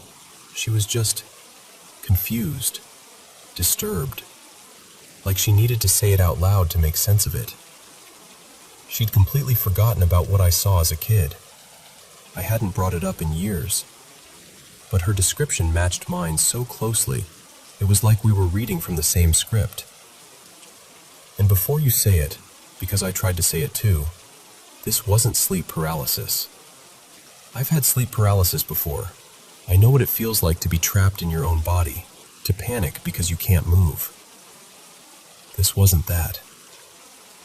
And once she said it, all these other moments I'd filed away as weird but probably nothing started crawling back. There's this story my mom told me from when I was a baby. My grandfather passed away shortly before I was born. Weeks before, I think. My mom has always said she felt like he never really got to meet me, and that made her sad. One night, when I was still tiny, she was standing in the hallway and swears she watched the handle of my bedroom door turn on its own. The door opened slowly, like someone was easing it open to peek inside. No drafts, no one behind it. She always said she believed it was her dad checking on me, and that story never scared me. If anything, it felt strangely comforting. Then there was another thing. When I was somewhere around 7, give or take, I woke up in the middle of the night and saw a man sitting in the corner of my room. Not looming, not threatening, just sitting there quietly, like he was waiting. I can't remember his face now, which is frustrating, but I remember the feeling. I wasn't afraid. I was confused, maybe, but not scared. It felt calm. The next morning I told my parents, and when we looked over at that corner, there was a big smiley-faced balloon tucked there. I'd drawn it myself earlier that week, so it wasn't weird for it to exist. But the thing is, in my memory, I didn't see a balloon. I saw a person. And now, after what my mom saw on the windowsill, I can't help wondering if my brain has been trying to translate something it doesn't understand into something it can handle. Like it picks man in the corner or balloon because the alternative is too wrong to process. And there's one more layer to all of this that makes it feel heavier. My family's had a rough run. Not in a dramatic movie way, just this long, grinding stretch of illness and bad luck.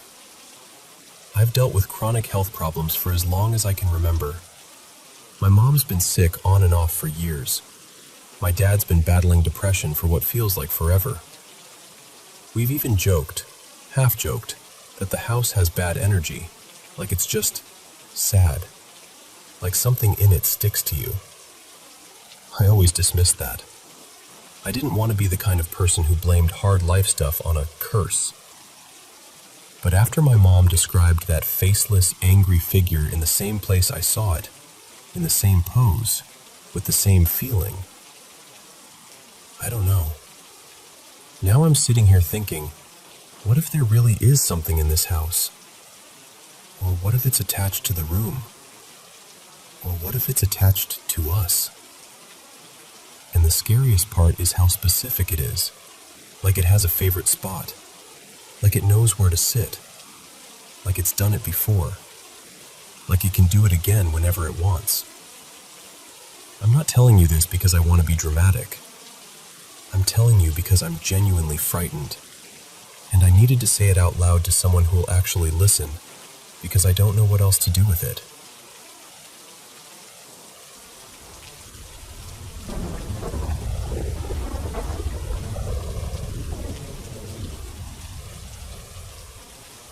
So, when I was little, it was just me, my mom, and my two sisters in this old 1930s place at the end of a quiet cul-de-sac. It looked like a normal family home from the outside. Small front garden, neat little row of neighbors, the kind of street where you'd hear kids kicking a ball around in summer. But inside, it never felt calm. My mom was with a man back then, Callum, and he had a temper that filled up the whole house. I grew up hearing shouting that would switch from slammed doors to the kind of silence that made your stomach twist. And it wasn't just him. My Aunt Denise would show up sometimes late and drunk, angry at everything and nothing. One of my sisters, Leanne, was older than me by years, and when she hit a rough patch with drugs, it was like living beside a storm, unpredictable, loud, and terrifying. Even as a kid, I didn't sleep in total darkness. I just couldn't. The dark felt crowded, like it held its breath and waited for me to relax. One night, when I was maybe 8 or so, I was sharing a room with my stepbrother at the time, Jamie. I had the top bunk, he had the bottom. I remember waking up and sitting up suddenly, like something had pulled me awake by the spine. And there, near the doorway, was this shape. Not a person exactly, but definitely male, medium build. And on his head, clear as day, a tall hat. Like an old-fashioned top hat. It wasn't fuzzy or dreamlike either. It was a solid, pitch-black silhouette that felt wrong in a way I still can't properly describe. Years later, I stumbled across people talking about the Hat Man, and my stomach dropped, because it matched what I saw so closely it made my skin prickle. But at the time, I didn't have a name for it. I just knew I was staring at something that didn't belong in my bedroom. By the time I was around 10 or 11, things changed at home. Callum and Jamie were gone, and my sisters were older, off out with their own lives, so it was often just me. My mom, Tara, started leaving me home alone more and more, even at night, because she'd go to the pub with friends and lose track of time. I remember trying to fall asleep one evening and feeling this heavy presence above me, like the air had thickened. Every time I shut my eyes, It was like something leaned closer. I'd open them again, heart hammering, and I'd catch movement at the edge of my vision. Shadows on the staircase, just out of focus, like they didn't want me looking straight at them. And there were footsteps sometimes, faint, careful steps, like someone testing each stair.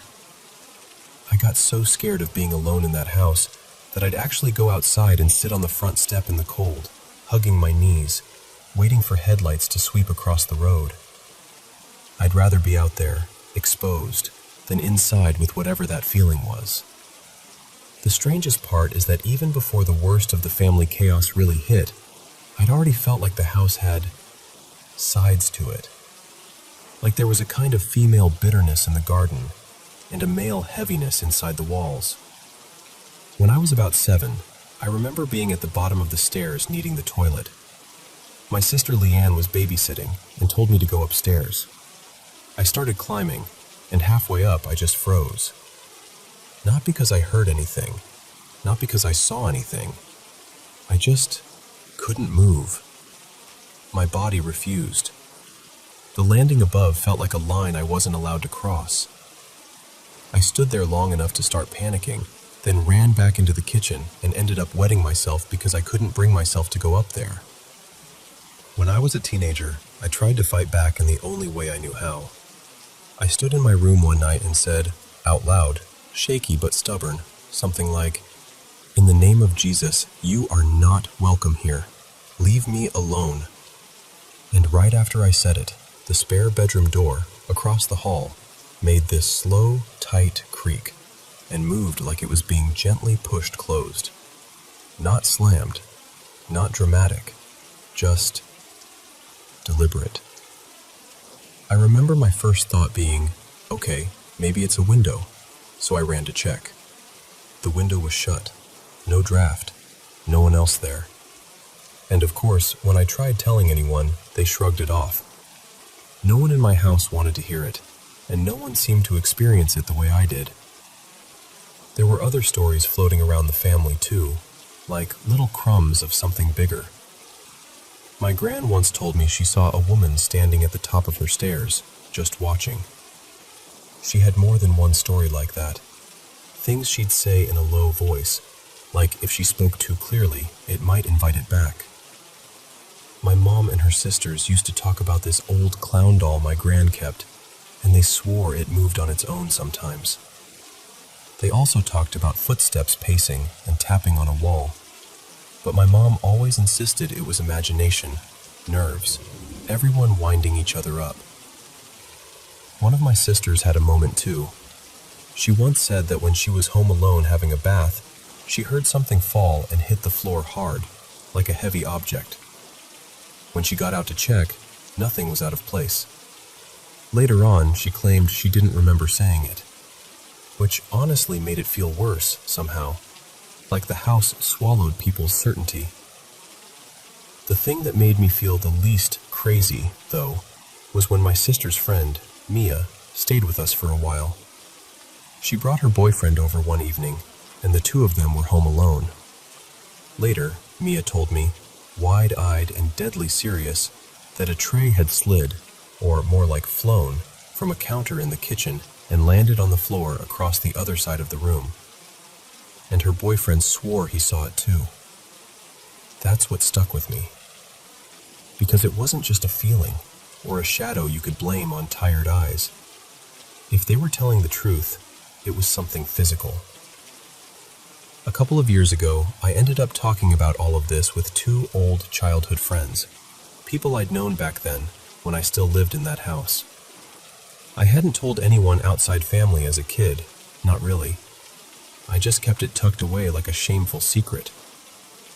One friend told me she always felt like something was in the walls, like the house had a pulse you couldn't see.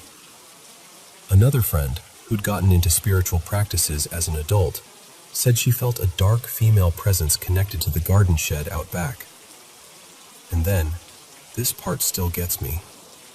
I moved out, built a life away from that street, and for a while everything went quiet. Until it didn't. About 8 years after leaving, I started feeling watched again.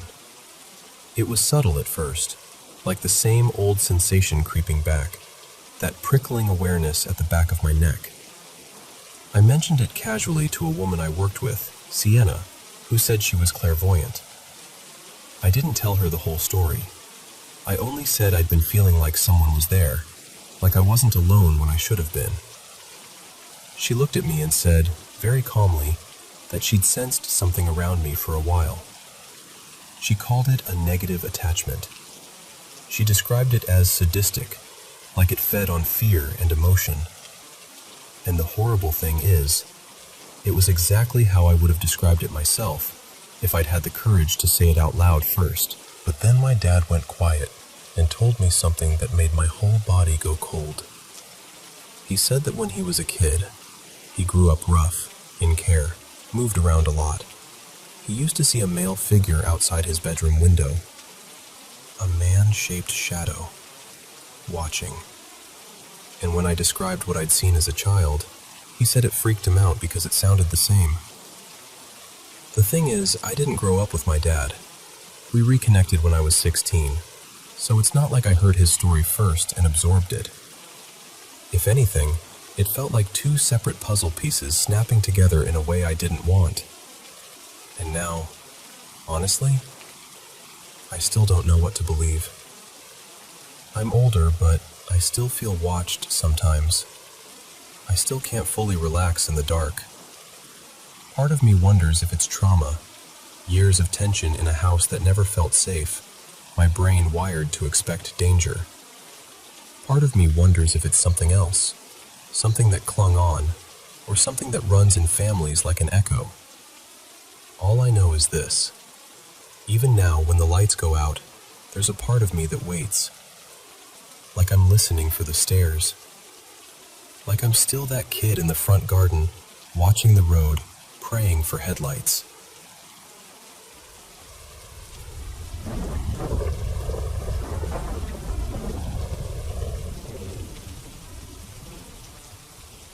Hey, thanks for listening. I'm Elena, and this is one of those memories that never really leaves you, no matter how much time passes. So, when I was a kid, maybe 8 or 9, somewhere in that range, I had this experience that still makes my stomach tighten when I think about it. I've only ever met one other person who described something even remotely similar, which honestly is part of why it stuck with me so hard. It was late, and I'd already climbed into bed. I wasn't drifting off. I know I was awake. Our place was small back then, and my bedroom was basically tucked off the main area, so from where I was lying, I could see into the hallway and the kitchen beyond it. And then, out of nowhere, everything started vibrating. Not like a little shake. I mean violent. Like the whole world had turned into a buzzing, rattling machine. The mattress was trembling under me. My body was trembling with it. Like the vibration was coming from the air itself. It lasted only a few seconds, maybe 3 or 4, but it felt longer because my brain couldn't catch up to what was happening. That's when I looked forward, and I saw it. There was this shadow thing, right there in my line of sight. It didn't look like a normal shadow. The best way I can explain it is that it looked flat, almost two-dimensional, like someone cut a shape out of darkness and held it upright. It had this rounded head and these short horns that curved up from the sides. I can't swear on every detail, but I remember thinking it had hands that ended in points, like claws. And while the room kept vibrating like crazy, it started moving toward me. I keep saying moving, but it didn't walk like a person. It was more like it would jump forward in little bursts, like a glitch in a video game. 1 second it was there, then it wasn't. Then it was suddenly closer, and closer again. I completely lost it. I was crying, screaming, just panicking in that helpless, child way where your whole body feels too small for the fear inside it. And the worst part was that nothing I did changed anything. The shaking didn't slow down, and the thing didn't stop. It got so close to me that I swear, if I'd scooted even a tiny bit toward the edge of the bed, my face would have touched it. That's the part I can still feel in my memory. the closeness, like it was right up against my space, right up against me. And then I screamed for my mom. "Mom!" as loud as I could. The instant I did, everything stopped. The vibration cut out like someone flipped a switch, and the shadow thing vanished. Not faded away, not backed up into the dark, just gone, right in front of my eyes. People sometimes suggest things like dreams or sleep stuff, and I get why they say that. But what messes with me is how seamless it was. There wasn't any hazy shift, no moment where I woke up. I was already awake, and when it disappeared, I didn't lie there confused. I shot up immediately and ran. Like, I didn't hesitate. I sprinted straight to my mom's room as fast as my legs could carry me. I'm 19 now, so this happened around a decade ago, give or take, and I still think about it more often than I'd like to admit. I guess what I want to know is, has anyone else ever had something like that? The shaking, the buzzing, the way the figure moved, any of it. Because it's such a specific kind of terrifying, and I've spent years wondering what I actually experienced that night.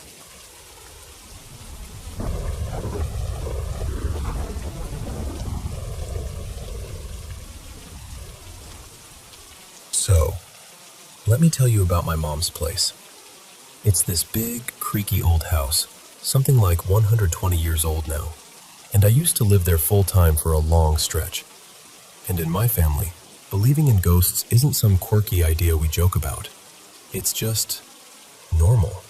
Like, of course there's something here, kind of normal. Especially when we first moved in, maybe 8 or 9 years ago. There were little things that happened often enough that nobody could really shrug it off. Funny thing is, I was never the one with the most stories. I'd hear footsteps when nobody was upstairs, or I'd notice a door that I swear I shut sitting slightly open later, but nothing dramatic.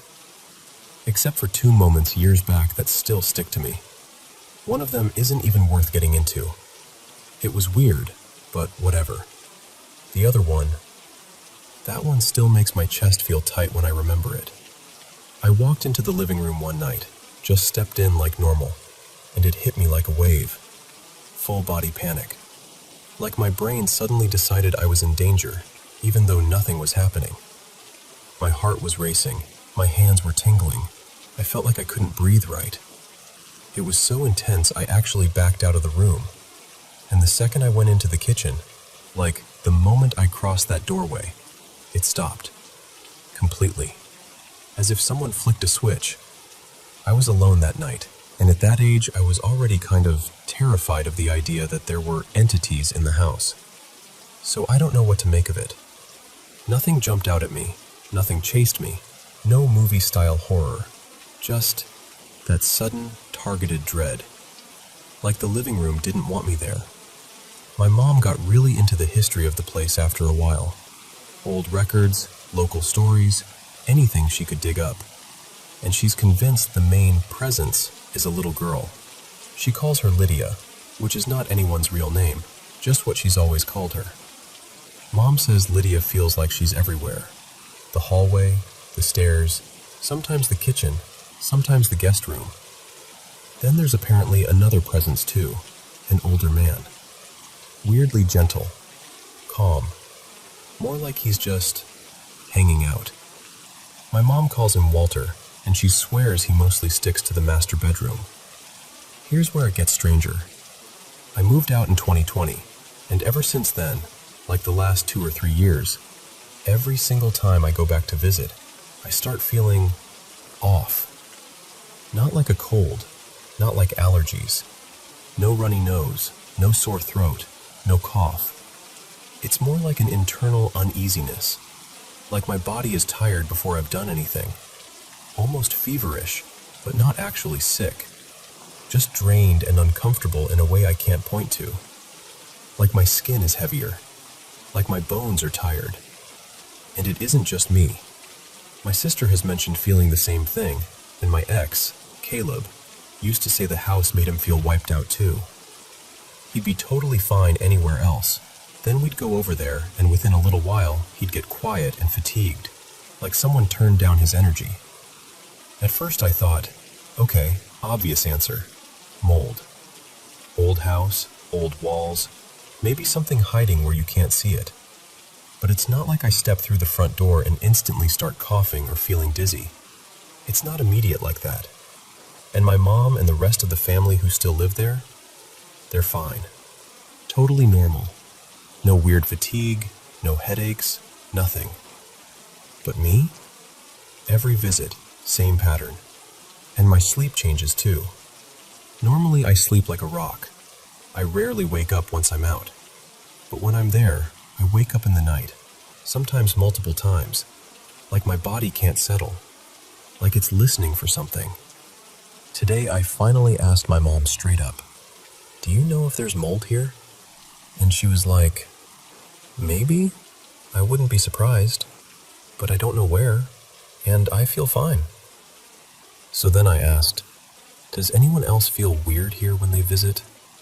And she said, "Just your sister. That's all I've heard." Then she said something that made my stomach drop. She goes, real casually, "You know, the activity kind of stopped when you moved out." And I laughed, like a little laugh, automatic. Because what do you even do with that? But inside I felt weirdly offended. Like, excuse me? What am I, the haunted house battery pack? But also, it scared me. Enough that I'm even talking about this at all. Because if things really did quiet down when I left, then why do I feel worse every time I come back? I don't know what I'm supposed to do. Part of me wants a logical explanation. Air quality, mold, stress, whatever. And another part of me can't ignore the pattern, or that living room moment, or the way my body reacts like it's bracing for something I can't see. And I keep coming back to this thought. I don't want a fight. I don't want to get rid of anything. If there is something there, Lydia, Walter, whatever it is, I don't want war. I want peace. I want to understand what's wrong. I want to stop feeling like the house is pulling the energy right out of me. I just don't know how to make peace with something I can't even prove is there.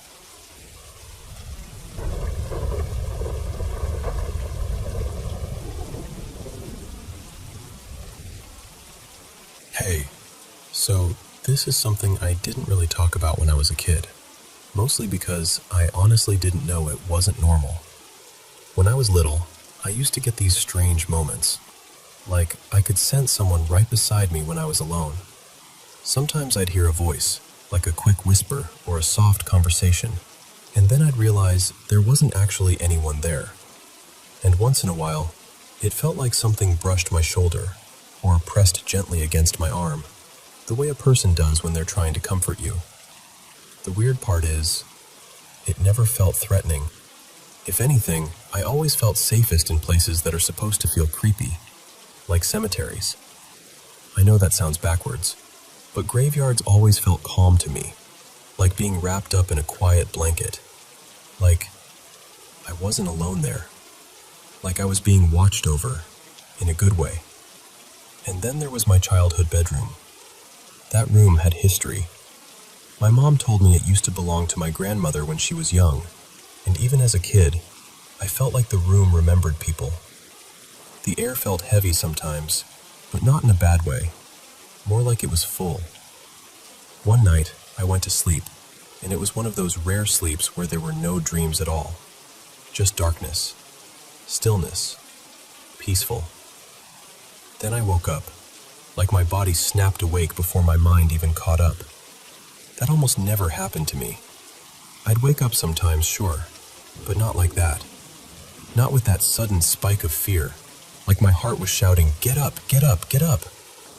I stared into the dimness of my room, trying to make sense of why I felt so panicked. And that's when I saw him.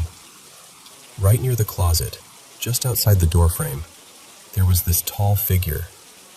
Not a person exactly, more like a shape cut out of the darkness, darker than the darkness around it.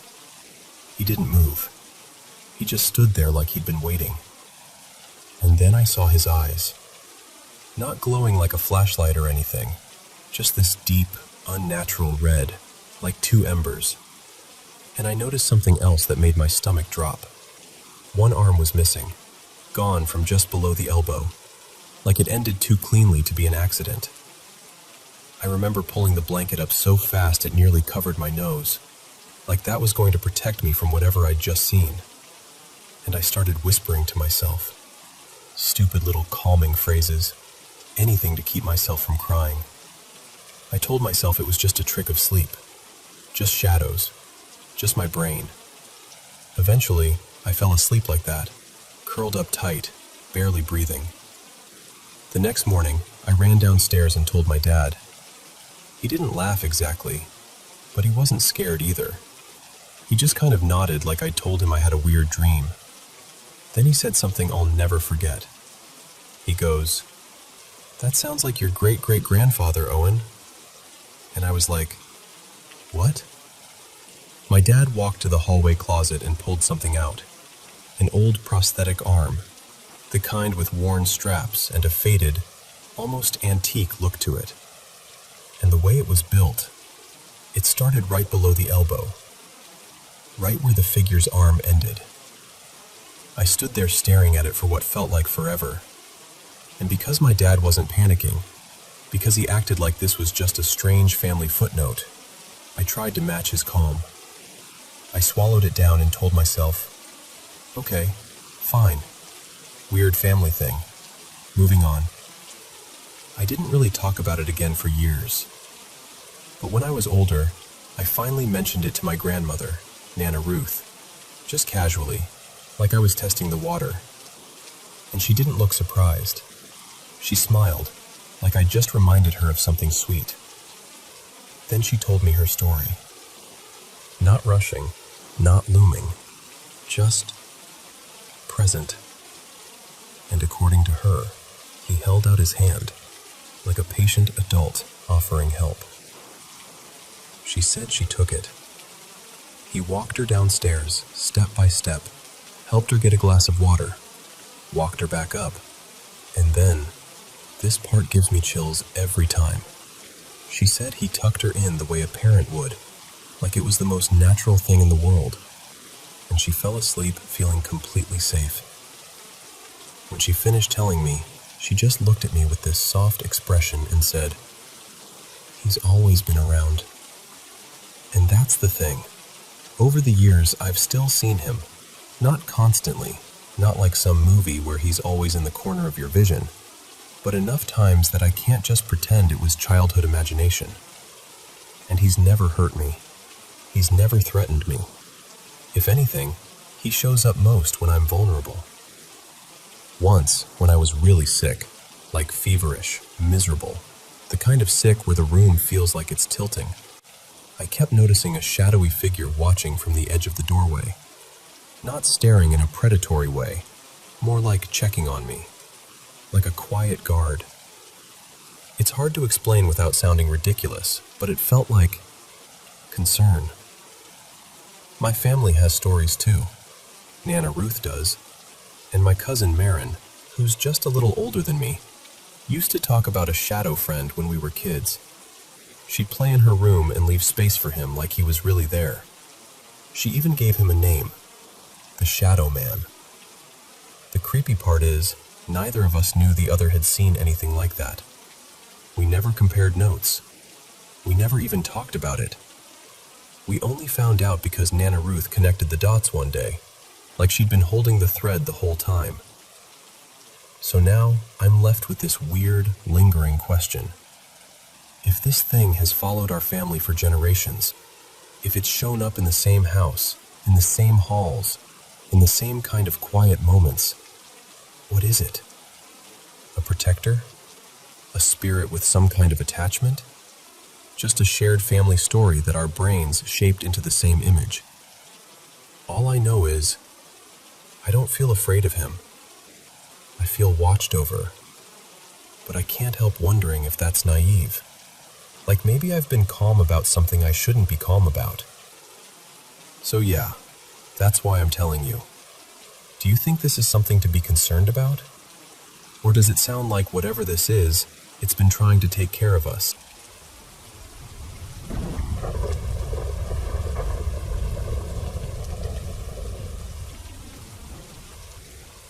So, I don't talk about this a lot, because even saying it out loud makes my skin prickle a little.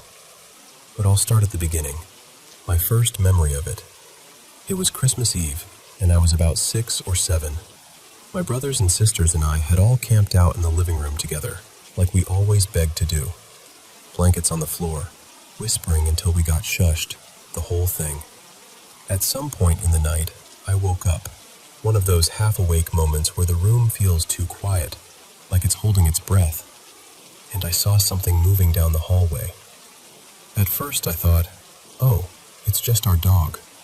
We had this big black shepherd mix back then. His name was Ranger, and he padded around the house at night sometimes. Still, it startled me enough that I just watched. The shape came into the living room and drifted toward this sunken seating area we had, kind of like a little step-down nook.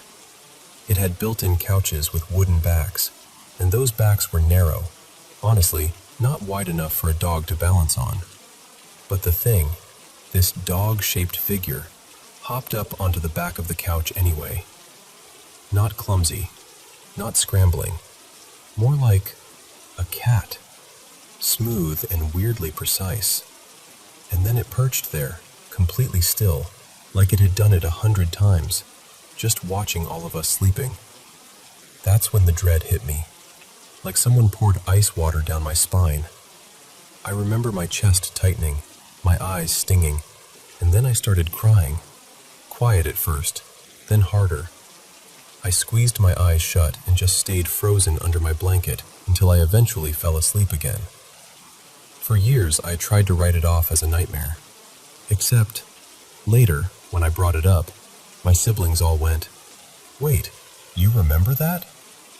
They didn't see what I saw, but they remembered me crying and being absolutely terrified in the middle of the night. That part was real. The next time was in high school. I woke up suddenly, and the first thing I saw was a shadow in the corner of my room. And my room was on the same floor, down the same hallway where I'd seen that dog-shaped figure when I was little. I remember staring so hard my eyes watered, trying to make my brain explain it away. A jacket? A chair? One of my sisters messing with me? I cycled through every excuse like I could force it to become normal. But the longer I looked, the more wrong it felt. The outline was dog-like, but the joints, this is the part I can never quite explain without sounding ridiculous. The joints looked human, like the way an arm folds or a knee bends. It was sitting there in a way that reminded me of a person crouched low in the corner, except it had the shape of a dog, and it felt like it was watching me.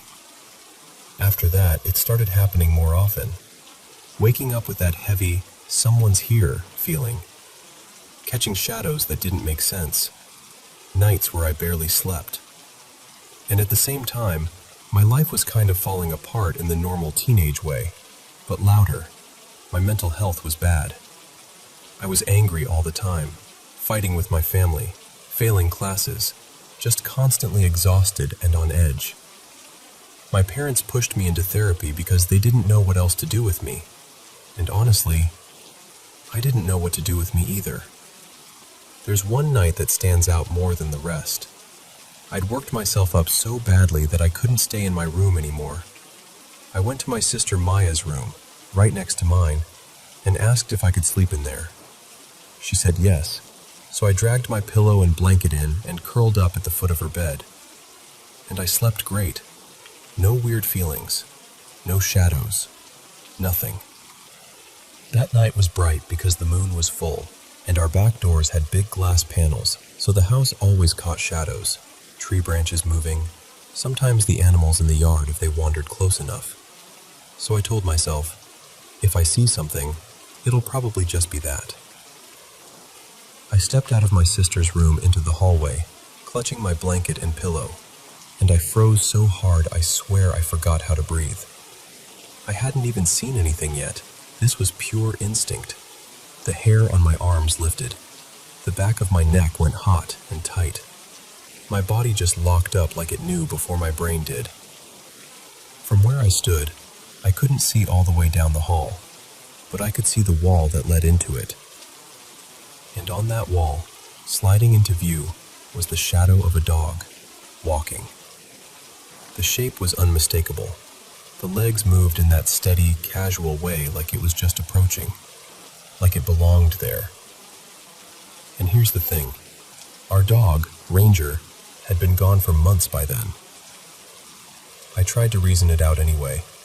A tree shadow, an animal outside, something passing the glass door. I tried so hard to make it be something normal, but the shadow kept getting closer, and it started to shift and shrink in a way that didn't match anything outside. It wasn't moving like a distant shadow from the yard. It was moving like whatever was making it was coming down the hallway toward me.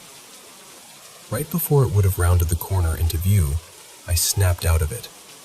I bolted back into my sister's room, flipped on the light, and shook her awake. I was shaking so badly I could barely get words out. I didn't even know how to explain what I'd just seen, only that I couldn't go back out there. The next morning, I told my mom, and she didn't laugh. She didn't roll her eyes. She just got this tired, serious look and said something like, "I'm not surprised. When we were younger, your Aunt Leanne used a Ouija board in that part of the house. I've always felt like something lingered." That made my stomach drop, because I hadn't told her about the Christmas Eve thing. I hadn't told her about the corner shadow. She just already believed it could be real. After that, I told my other sister Tessa, and she went quiet, then admitted she'd always felt watched too, especially from the loft area in her room. And then she told me something that honestly freaked me out almost more than my own stories. She said once, when everyone else was out camping, she stayed home alone. She was on her bed with her back toward the bedroom door, and she felt what she thought was her cat climbing up, like that familiar little shift of weight on the mattress. She reached back to pet it, but the fur felt wrong. Coarse, wiry, mangy, nothing like her cat. She jerked her hand away and looked down, and her cat was curled up at the foot of the bed, asleep, not moving. She spun around, heart pounding, and there was nothing there. She said she searched the whole house for almost an hour, convinced maybe an animal had gotten in somehow, a raccoon, a stray, anything. But she found nothing. No open doors, no signs, nothing. After all that, weirdly, I didn't really see it again. We'd still get strange little things, like knocks on bedroom doors when no one was there. Stuff you could almost shrug off if you tried hard enough. But as I got older, I started spending less time at home. I started dating, staying out more, and eventually I moved out. And the less time I spent in that house, the better I got. That's the part I can't ignore. I've tried 100 times to convince myself it was all just dreams, or stress, or my mind filling in shadows. I've even wondered if my family, without meaning to, kind of fed the story and made it bigger over time. But there's still this part of me that won't let it go, because that fear felt real. And some nights, it really did feel like whatever was there, if anything was there, was drawn to me when I was at my lowest. Like it liked the version of me that was exhausted and angry and unraveling. I don't know. I don't have a neat ending. I just know the image of that dog-shaped thing perched like a cat on a narrow wooden couch back still comes to me sometimes, sharp as a photograph. And if you've ever heard of something like that, a dog-like figure with human-like joints, moving wrong, watching, please tell me I'm not the only one.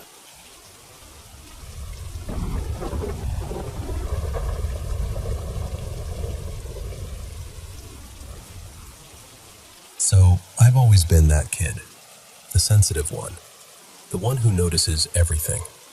Sounds that feel too sharp, lights that feel too bright, certain smells that make my stomach turn, and sometimes just a weird vibe in a room that makes me want to leave immediately.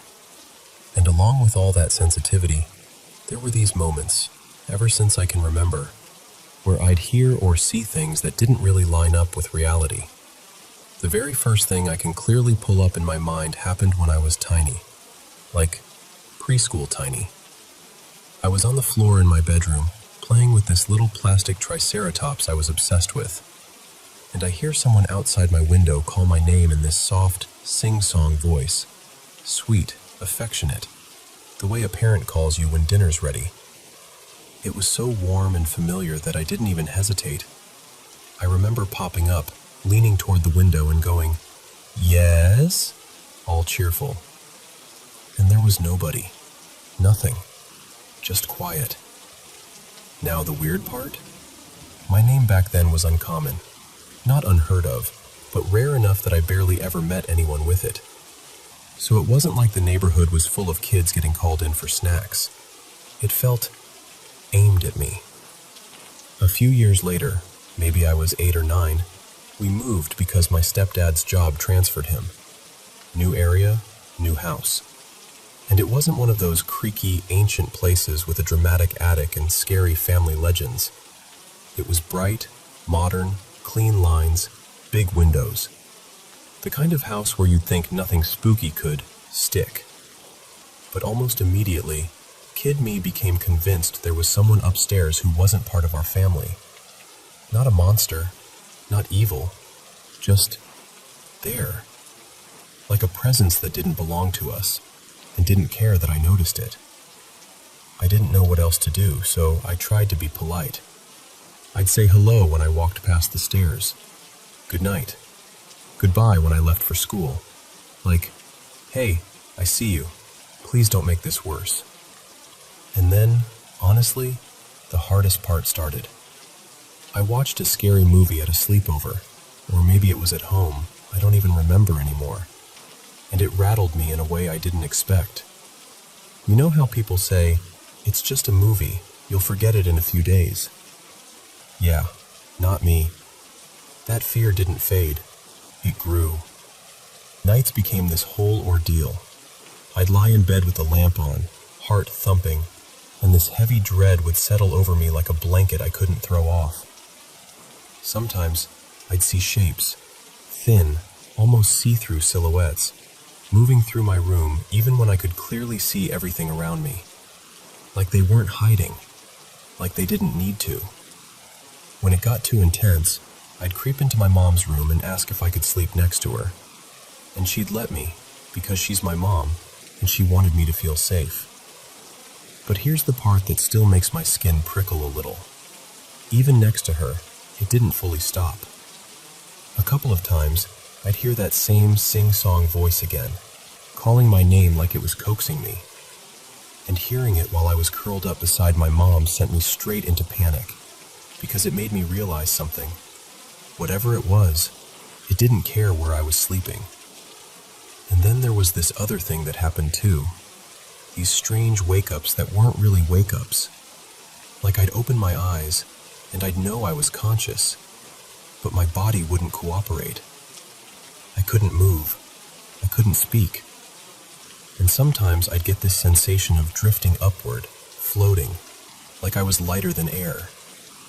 Then I'd struggle, like fight to come back, and suddenly it felt like I'd drop from somewhere high above, falling fast, and I'd slam right back into myself. But around 12 or 13, something shifted. I can't even tell you what changed. Nothing dramatic happened, no big revelation. But suddenly, I could sleep without a light on. Nights weren't perfect, but they stopped being a nightly horror show. After that, the experiences became occasional. Maybe once in a while I'd wake up and feel that familiar dread, the strong impression that something was in the room with me. But I wasn't the same little kid anymore. I'd grown. I'd adapted. So I taught myself a trick, kind of a mental reflex. And yes, it sounds silly, but it helped. I called it the now shield. Because when you're lying there, half awake, heart racing, you don't need a plan for next week. You need something that works right now. So I'd picture this barrier snapping into place around me the second I said the word in my head. Not just a bubble of protection, more like a force field with teeth. Like anything that meant me harm would get hurt if it tried to push in. It didn't erase the fear instantly, but it gave me something solid to hold on to. Like, okay, I'm scared, but I'm not helpless. And for years, that was the routine. Once or twice a year maybe, I'd jolt awake in that old dread, and I'd throw up the now shield, like flipping on a switch, and I'd eventually fall asleep again. As I moved through my 20s and into my 30s, it happened less and less. Like whatever thread connected me to it was thinning. And then there was one last moment, the only one in my adult life that felt undeniably weird. I was 27. I'd just gotten into this relationship with a guy named Milan, and it was, how do I put this kindly, emotionally loud. A lot of stress, a lot of tension. The kind of relationship where your nervous system never fully unclenches. Sometimes on weekends we'd take an edible to shut our brains off for a few hours. One night, he was already asleep. I was in the bathroom, doing the normal bedtime stuff, brushing my teeth, splashing water on my face, trying to feel human. I walk back into the bedroom, and I stop dead. Because there's a dark figure standing at the foot of the bed. Not a shadow from the closet, not a coat on a chair. A shape that had presence. Humanish, tall, still, like it belonged there. And here's the part that shocked me. I wasn't terrified. I was startled, absolutely. My whole body went, what the hell? But I didn't feel that old, drowning fear. If anything, I had this odd impression that it was just as surprised as I was, like we both turned the corner at the same time. And I did something I honestly didn't know I was capable of. I stepped forward, and I swung my hand straight through it, like a shove, like a smack, like, no, not tonight. There was no resistance. My hand passed right through. But the moment it did, this icy cold rushed up my arm and spread through my chest, like the air in my body had turned to winter for half a second. And then it vanished. The cold faded. The figure was gone. And since that night, nothing. No sing-song voice, no dread, no shapes, no floating falling wake-ups, no need for the now shield. Just quiet. And I don't know what that means. I don't know if it was my brain, my stress, the edible, the house, my nervous system, something spiritual, something psychological, maybe a tangled mix of all of it. But what I do know is this. For the first time since I was a kid, the night finally felt like it belonged to me.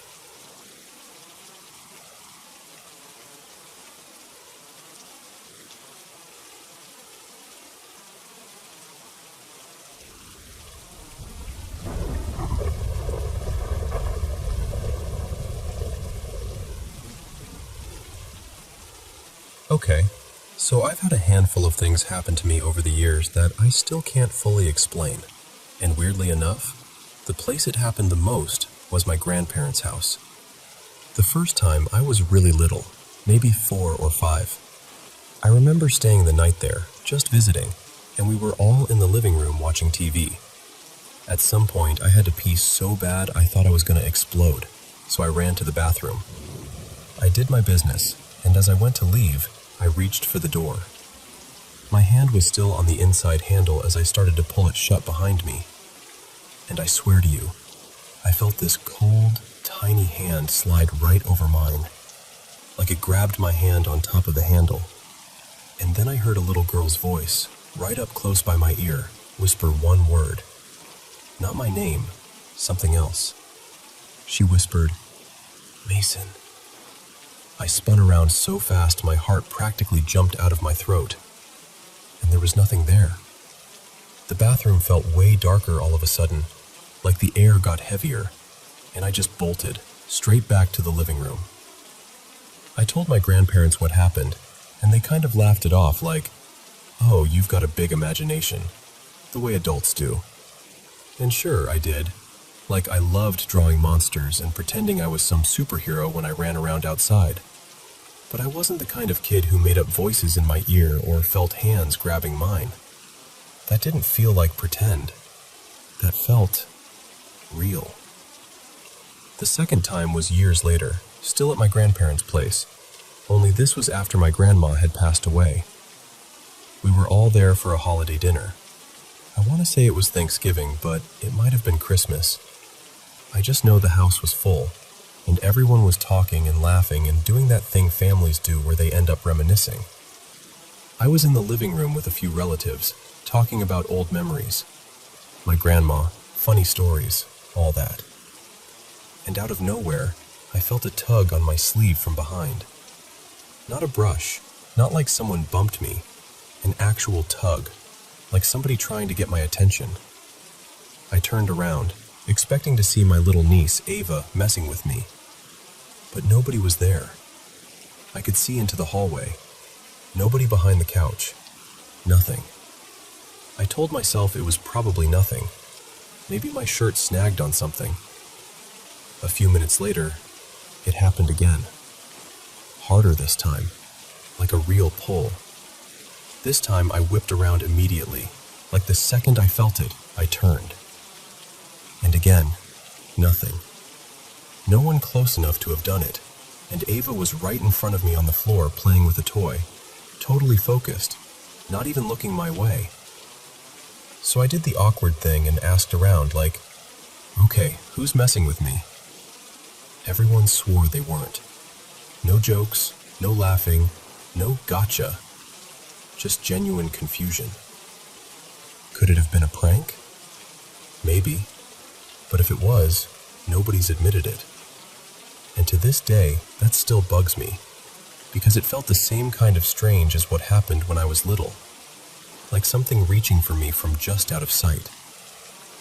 The third set of experiences happened later in the house I live in now, out near the woods, just outside town. And this one isn't like one big moment. It's more like a bunch of smaller things that pile up. Like, I've had stuff get knocked off counters when I know for a fact it was sitting stable and centered. No edge, no wobble, no reason it should have fallen. One time I had my backpack hanging up in the hallway on a hook, one of those big, sturdy hooks with a deep loop. The bag was heavy, full of textbooks. There's no way it should have slipped off unless someone lifted it up and off the hook. And sometimes, when the house is really quiet, especially if I'm sitting there drawing or just zoning out, I'll hear faint voices from another room. Not loud enough to make out words, but enough to make my head snap up like, "Hello?" And every time, I'm alone. Then a couple weeks ago, my sister, Lena, decided it was a good idea to mess with a Ouija board, even though I told her not to. I warned her. I really did. Later, she told me something that honestly made my stomach drop. She and her boyfriend Jordan were in their room watching TV when both of them saw something, move into the bathroom, just out of the corner of their eyes. They described it the same way, like a person-shaped shadow, almost solid black. Here's the part that gets me. Neither of them said anything. They both saw it, but they didn't speak. They just kind of froze and kept watching the TV like maybe they could pretend it didn't happen. After a while, like 20 minutes, they called out my name, thinking it was me messing around, since I was the only other person in the house. They knocked. No answer.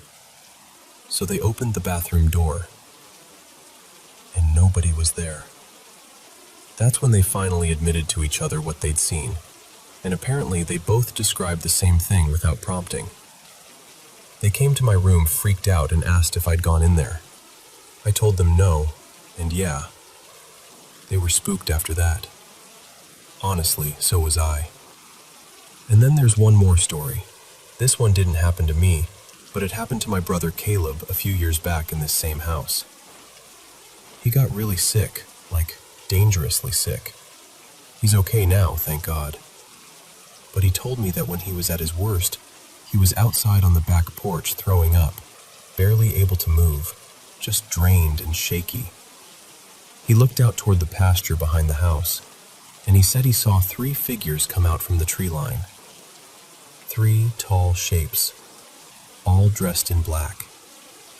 And he said their eyes looked huge, dark and wrong, and their mouths were wide open, almost like those horror masks, except he swore it was like human faces, just twisted and withered. He said they just stood there staring at him. He forced himself up, stumbled back inside, and looked out through the window. And they were gone, like they were never there. Now, I don't know what to make of that one. Part of me wonders if he was hallucinating because he was so sick. But it still messes with me, especially with everything else that's happened in this house. So yeah, that's basically the collection of weird stuff that's happened to me and my family. I'm not sitting here claiming I have all the answers. I don't.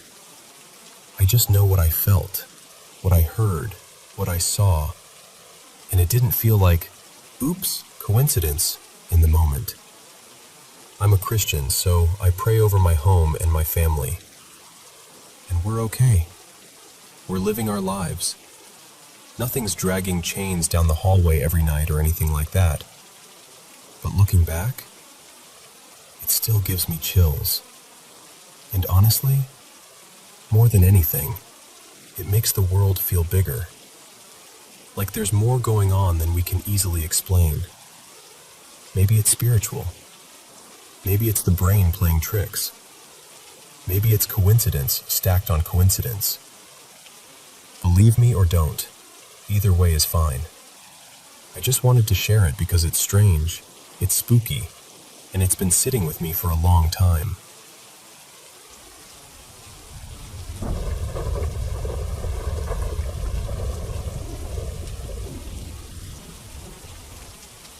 So, I want to tell you about my grandma. Her name was Mei Ling, and the strangest, most comforting dream I've ever had. It started in late September 2024. At first, we didn't even realize something was seriously wrong. She was acting off, weak, kind of confused, struggling in ways we kept trying to explain away. We thought maybe she was just exhausted or coming down with something. But after about several days of watching her get worse, we rushed her to the ER. She ended up staying in the hospital for weeks, and during that time, she was put on a ventilator more than once. Each time they had to do it, it felt like we lost a little more of her.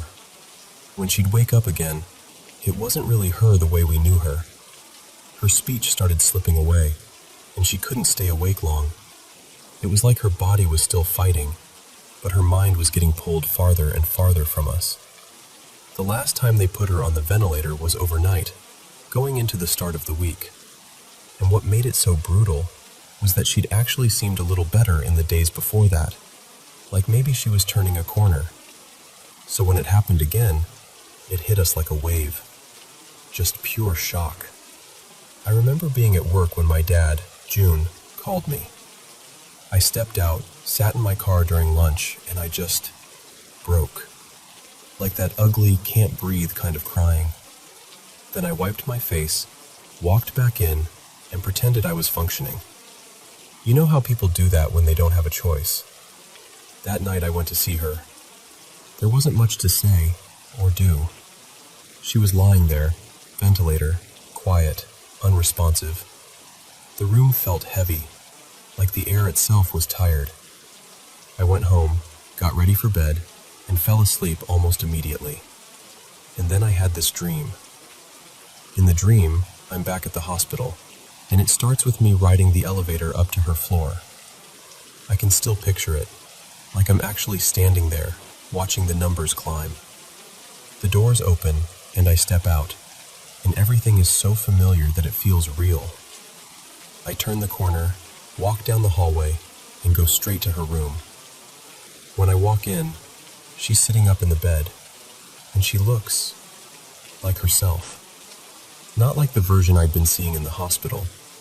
Her hair is neatly brushed. Her face looks warm and awake. There are no tubes, no IV lines, no medical restraints, no compression socks, none of it. Her eyes are bright, like the way they used to be when she'd tease me or laugh at something on TV. And she's smiling at me, really smiling. We only ever spoke Chinese together, so in the dream she speaks to me in Chinese, like normal, like nothing ever happened. And she says, so gently, something like, "Don't be scared anymore. I'm going to be okay. Everything will be okay. You don't have to carry this worry for me." And that's it. The dream just ends, like someone turned off a light. I woke up so confused, because I don't usually have dreams like that. Most of my dreams are chaotic and ridiculous, like my brain throws random nonsense at the wall and calls it a night. But this one was different. It was clear, calm, detailed. It felt like a real visit. The next day I told my dad about it. He went to see her earlier than I could, and he said she still wasn't responsive. He didn't stay long because it was just hard. And after work, even though I was exhausted and honestly didn't want to go, because going there every day was wearing me down, I went anyway. I couldn't stand the thought of not showing up. When I got there, her body felt cold in places. I remember holding her hand and realizing how quickly someone can feel like they're slipping away. Like you're watching it happen and you can't stop it. And I know people can explain dreams a million different ways. I know grief does things to your mind, but I can't help what it felt like. It felt like she came to me on purpose. Like she wanted to tell me, I'm okay. You can breathe now. And honestly, that message held me up. It gave me a kind of closure I didn't know I needed so badly. I still miss her. I miss her all the time. But I'm grateful, so unbelievably grateful, that I got one last moment with her, even if it was in a dream.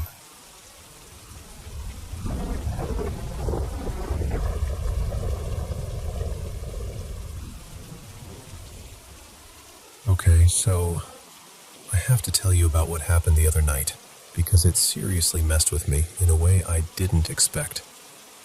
I first saw The Sixth Sense, you know, that M. Night Shyamalan movie, forever ago. Like when it was still one of those, you have to see this films everyone was talking about. Back then, I remember thinking it was brilliant, genuinely. I told people to watch it, recommended it without hesitation, the whole thing. Fast forward to a few nights ago. My husband, Evan, and I were scrolling around, doing that classic, nothing looks good routine. And somehow we land on The Sixth Sense. He'd never seen it, which felt almost impossible to me, so I was like, oh, we're doing this. Tonight. I remembered the famous twist, of course I did. But I'd forgotten most of the rest. I honestly thought it would be fun, like revisiting an old classic where you notice new details and appreciate how well it's made. And while we were watching it, that part was true. It is incredibly well done. The acting, the mood, the slow burn of it, it's just a good movie. But when it ended, I fell apart. And I don't mean like, oh, that was creepy. I mean I was wrecked. I got this intense, sick, unsettled feeling that dug into me and would not let go. Like my body was reacting as if something I'd seen wasn't fiction. It was a warning. Like it had tapped into something real, something too close. I remember sitting there afterward trying to act normal, like, haha, wow, great movie. But inside I was spiraling. My chest felt tight. My skin felt prickly. And the worst part was this heavy, awful certainty, like, that's how it is. That's what's really out there. So I started doing what I always do when I'm freaked out. I tried to explain it away. I asked myself if maybe the first time I watched it, I was going through something stressful, and this second viewing just reopened that feeling. But I can't point to anything specific, nothing obvious, no clear trigger. What I can say is this: the way the movie portrays ghosts feels disturbingly believable to me. Not the theatrical stuff, not the dramatic, floating sheet nonsense, but the way they seem stuck in their own pain, repeating patterns, showing up with this raw emotion still clinging to them. That part hit me like a punch because it matched something I've quietly felt for a long time. I've never had some vivid, full-on experience like the kid in the movie. Nothing like seeing someone standing clearly in the hallway or talking to a dead person in a room. But I've always felt like the distance between me and whatever you want to call it is smaller than it is for other people. Like there's a thinner veil, a thinner membrane. I've had moments, tiny ones, where a room suddenly feels occupied in a way I can't explain. Or I get that sensation of being watched when I'm completely alone. Or I'll walk into a space and it feels emotionally charged, like the air is holding on to something that happened there. And I know people can call that anxiety, imagination, suggestion. Trust me, I've said all of those words to myself too. But after watching that movie again, it felt like the film was speaking the same language as those moments. Like it wasn't inventing the idea of the paranormal, it was recognizing it. And here's the part that's hard to admit. I haven't slept properly since. Every time the house gets quiet, my brain starts replaying images. And it's not even specific scenes, it's the feeling of the movie. That grim, real, unavoidable sense of, what if? I keep thinking I'm going to open my eyes in the dark and see something. I keep bracing for a sound, a presence, a shift in the air. It's gotten to the point where I'm honestly worried about myself. Like, am I just overtired? Did I freak myself out so badly that my nervous system is stuck in fight or flight? Or did the movie press on something I've kept tucked away, and now I can't shut the door again? So I have to ask, because I feel a little alone in this. Has this ever happened to you? Have you ever watched something and it didn't just scare you, it shattered you? Like it climbed into your life and wouldn't leave? Because that's where I am right now. And I hate how real it feels.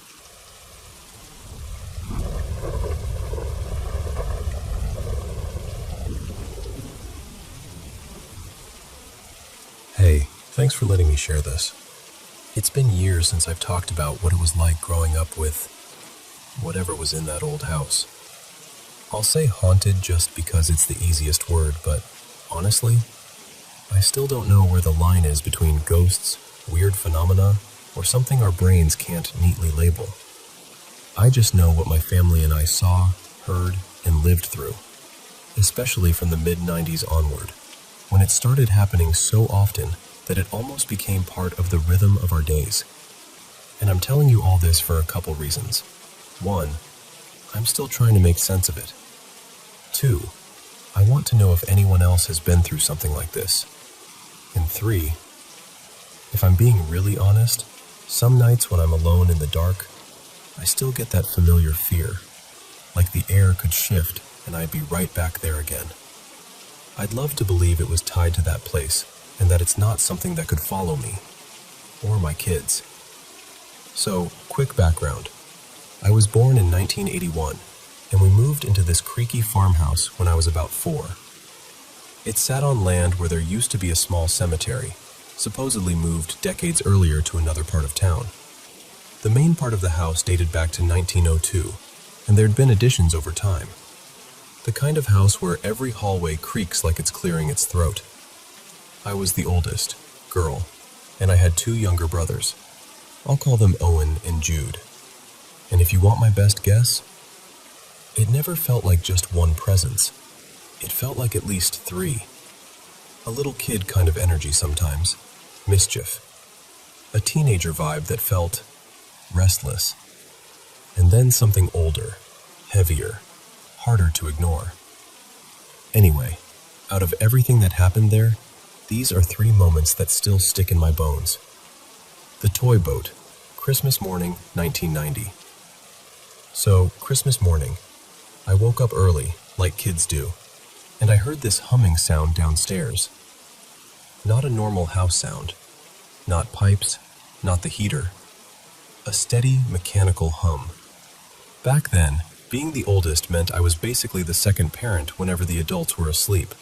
So my first thought was, those boys got up and started playing without me. I marched down the hall toward Owen and Jude's room, already annoyed, ready to catch them in the act. But when I pushed their door open, both of them were out cold. Little kid sprawls, totally asleep. And the second I stepped back into the hallway, I heard the humming again. So I walked to the top of the staircase and looked down into the foyer. And I swear to you, without any hesitation, like it had intention, a little toy boat was gliding across the floor by itself. Not wobbling, not drifting, sliding like it was on a track. It went from one side of the foyer to the other and out of view. I just stood there, frozen. Then it came back the other direction. Same smooth motion, same hum. On the third pass, I took one step down, and the stair creaked under my foot. The boat stopped, like it heard me. It stopped dead in the middle of the entryway, right under the staircase, as if it had been caught. I made it halfway down before my mom suddenly leaned out from the hallway below, sharp and urgent, and said, "Stop! Don't come down!" I nearly fell through my own ribs. She scared me so badly I sat down right there, clinging to the banister. My parents came out together, went right to the boat, picked it up, flipped every switch, tried everything. Nothing. No hum, no movement, no power. And later, this is the part that makes my stomach drop even now, we realized the boat didn't start again because it didn't have batteries in it. At all. Empty compartment. The Visitor. Late summer, 1993. This one is harder to tell. It still makes me feel small. It was about a month after my 12th birthday, and we were in the middle of this awful heat wave. The house held heat like a trapped animal. That night, I brought a glass of water to my room and left it on my nightstand because I kept waking up thirsty. I don't know what time it was, but I woke up suddenly, wide awake, with this pressure on my legs. Like something heavy had settled across my shins. I blinked and looked down, but I couldn't see anything. And then that pressure started moving. Slowly, crawling upward. It slid up my body, and then, in this terrifying, deliberate way, it pinned my wrists down beside my head, like hands holding me, but invisible. I tried to scream, like I really tried, but no sound came out. My mouth opened, my chest strained, and it was like the air refused to carry my voice. I fought, I thrashed, and whatever it was shook me, hard, against the mattress. Not like a dream, not like a twitch. Violent, controlled motion. For one panicked second, I thought, earthquake. I grew up in California, so that fear is wired in. But then I looked at the glass on my nightstand. The water was perfectly still. No ripple, no tremble, which meant it wasn't the room shaking. It was me. Somehow, pure adrenaline, pure survival, I broke free enough to finally get sound out. I screamed. And right after that, Owen screamed too. My parents came rushing, and all of us met in the hallway near the stairs. We could hear Owen crying from inside his room. When we got to him, he was sitting up in bed, shaking, sobbing so hard he couldn't breathe right. And what we pieced together, over that night and into the morning, was this. My scream had woken him up. He sat up, confused, and then he saw a dark figure rush past his doorway from the direction of my room. And as it moved through, it turned, just briefly, and he said it looked right at him. Then it went through his room and straight out through the wall, like the wall wasn't even there. That experience messed him up for weeks. He started stuttering afterward, just from the shock of it. And me, I couldn't stand sleeping alone.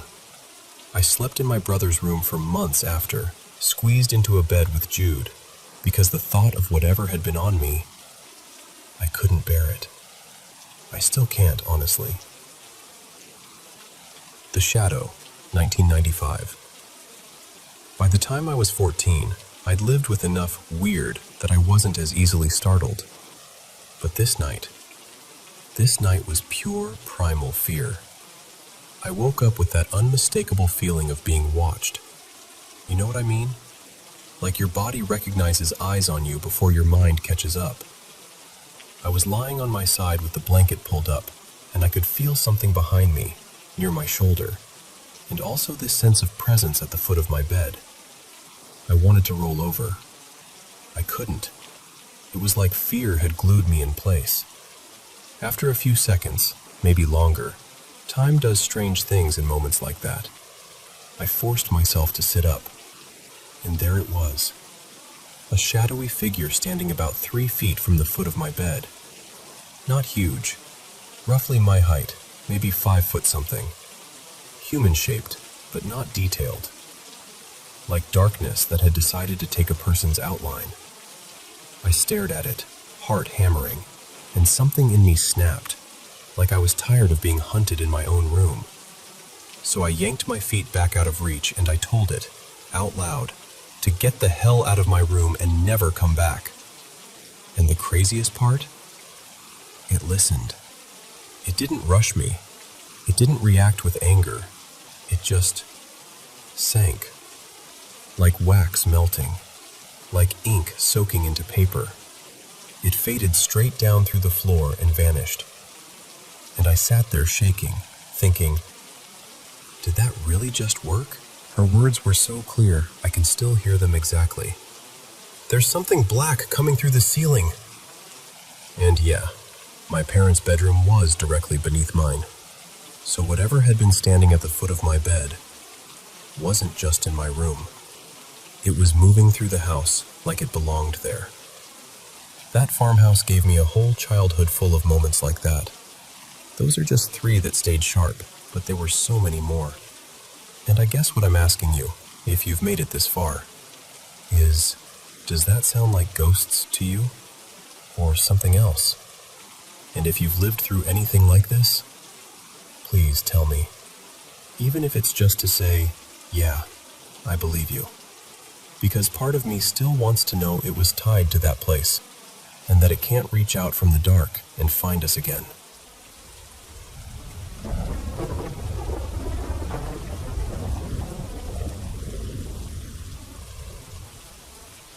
Okay, so before I get into the main thing, I kind of need to give you a little context, just so you understand why this shook me as much as it did. I grew up with a lot of weird stuff around me. Like, a lot. And the house I've lived in for most of my life doesn't exactly help. It's this ancient, half-falling apart place. Like, I'm pretty sure it was the first house ever built in our little neighborhood. Before everything got developed, it used to be part of a dairy farm, and the newer houses were basically built around what used to be its land. The locals used to joke that our place was the haunted house. You know the kind. Creaky floors, rooms that always feel colder than they should. The whole vibe. And over the years, I've had things happen that I genuinely couldn't explain. Hearing my name when no one was home. Little objects not being where I left them. Electronics turning themselves on. That heavy, watched feeling. I even used to catch these shadowy shapes in the corner of my vision every few days, like they were familiar somehow. And there was a stretch of time when my mental health was really bad, and a close friend, his name was Jonah, passed away, and everything around that period felt even more intense. But eventually I talked myself out of it. I told myself it was grief, stress, my brain spiraling, the house settling, old wiring, anything. I basically decided, okay, you were in a dark place. You were seeing patterns that weren't real. And honestly, I got better. I'm in a much healthier place now than I was back then. I'm still open-minded about weird stuff, afterlife, energies, whatever. But I'm not out here trying to convince myself everything is paranormal. Alright, so that's the background. Here's what actually happened. A couple weeks ago, I ordered this super cheap Ouija board. Not because I wanted to use it, more like aesthetics. I've got this dark, moody room theme going on, and it felt like the kind of creepy decor piece that would look cool on a shelf. It arrives, I unbox it, and I just leave it on my desk like, I'll deal with you tomorrow. Later that night, I'm sitting at the desk watching spooky videos, because apparently I don't value peaceful sleep, and one of those Ouija board clips pops up. And I don't know why I did this. Boredom, curiosity, stupidity, all of the above. I grab the board and I'm like, laughing at myself, like, okay, if there's a ghost here, say hi. The funniest part? It didn't even really come with a proper planchette. The little handpiece thing was this rough, cheap wood, like it was cut out with a butter knife. It didn't glide at all. You couldn't smoothly move it even if you tried. So I'm sitting there thinking, even if Ouija boards were real, there's no way anything could communicate through this busted piece of plywood. Still, I did the whole goodbye thing. I remember that clearly. Like, I didn't want to be reckless. I said goodbye, I ended it, and then I tossed the board up on the shelf above my bed, almost like a display. The handpiece went with it, sitting right on top like a little trophy. And that's where it gets hard to talk about. That night, I had a seizure. And I need you to understand, I have never had anything like that in my life. Not once. No history. Nothing even close. My eyes kept rolling back, like I was fighting to keep them forward, but losing. I could feel myself choking, like my tongue wasn't where it was supposed to be, like my throat wasn't cooperating.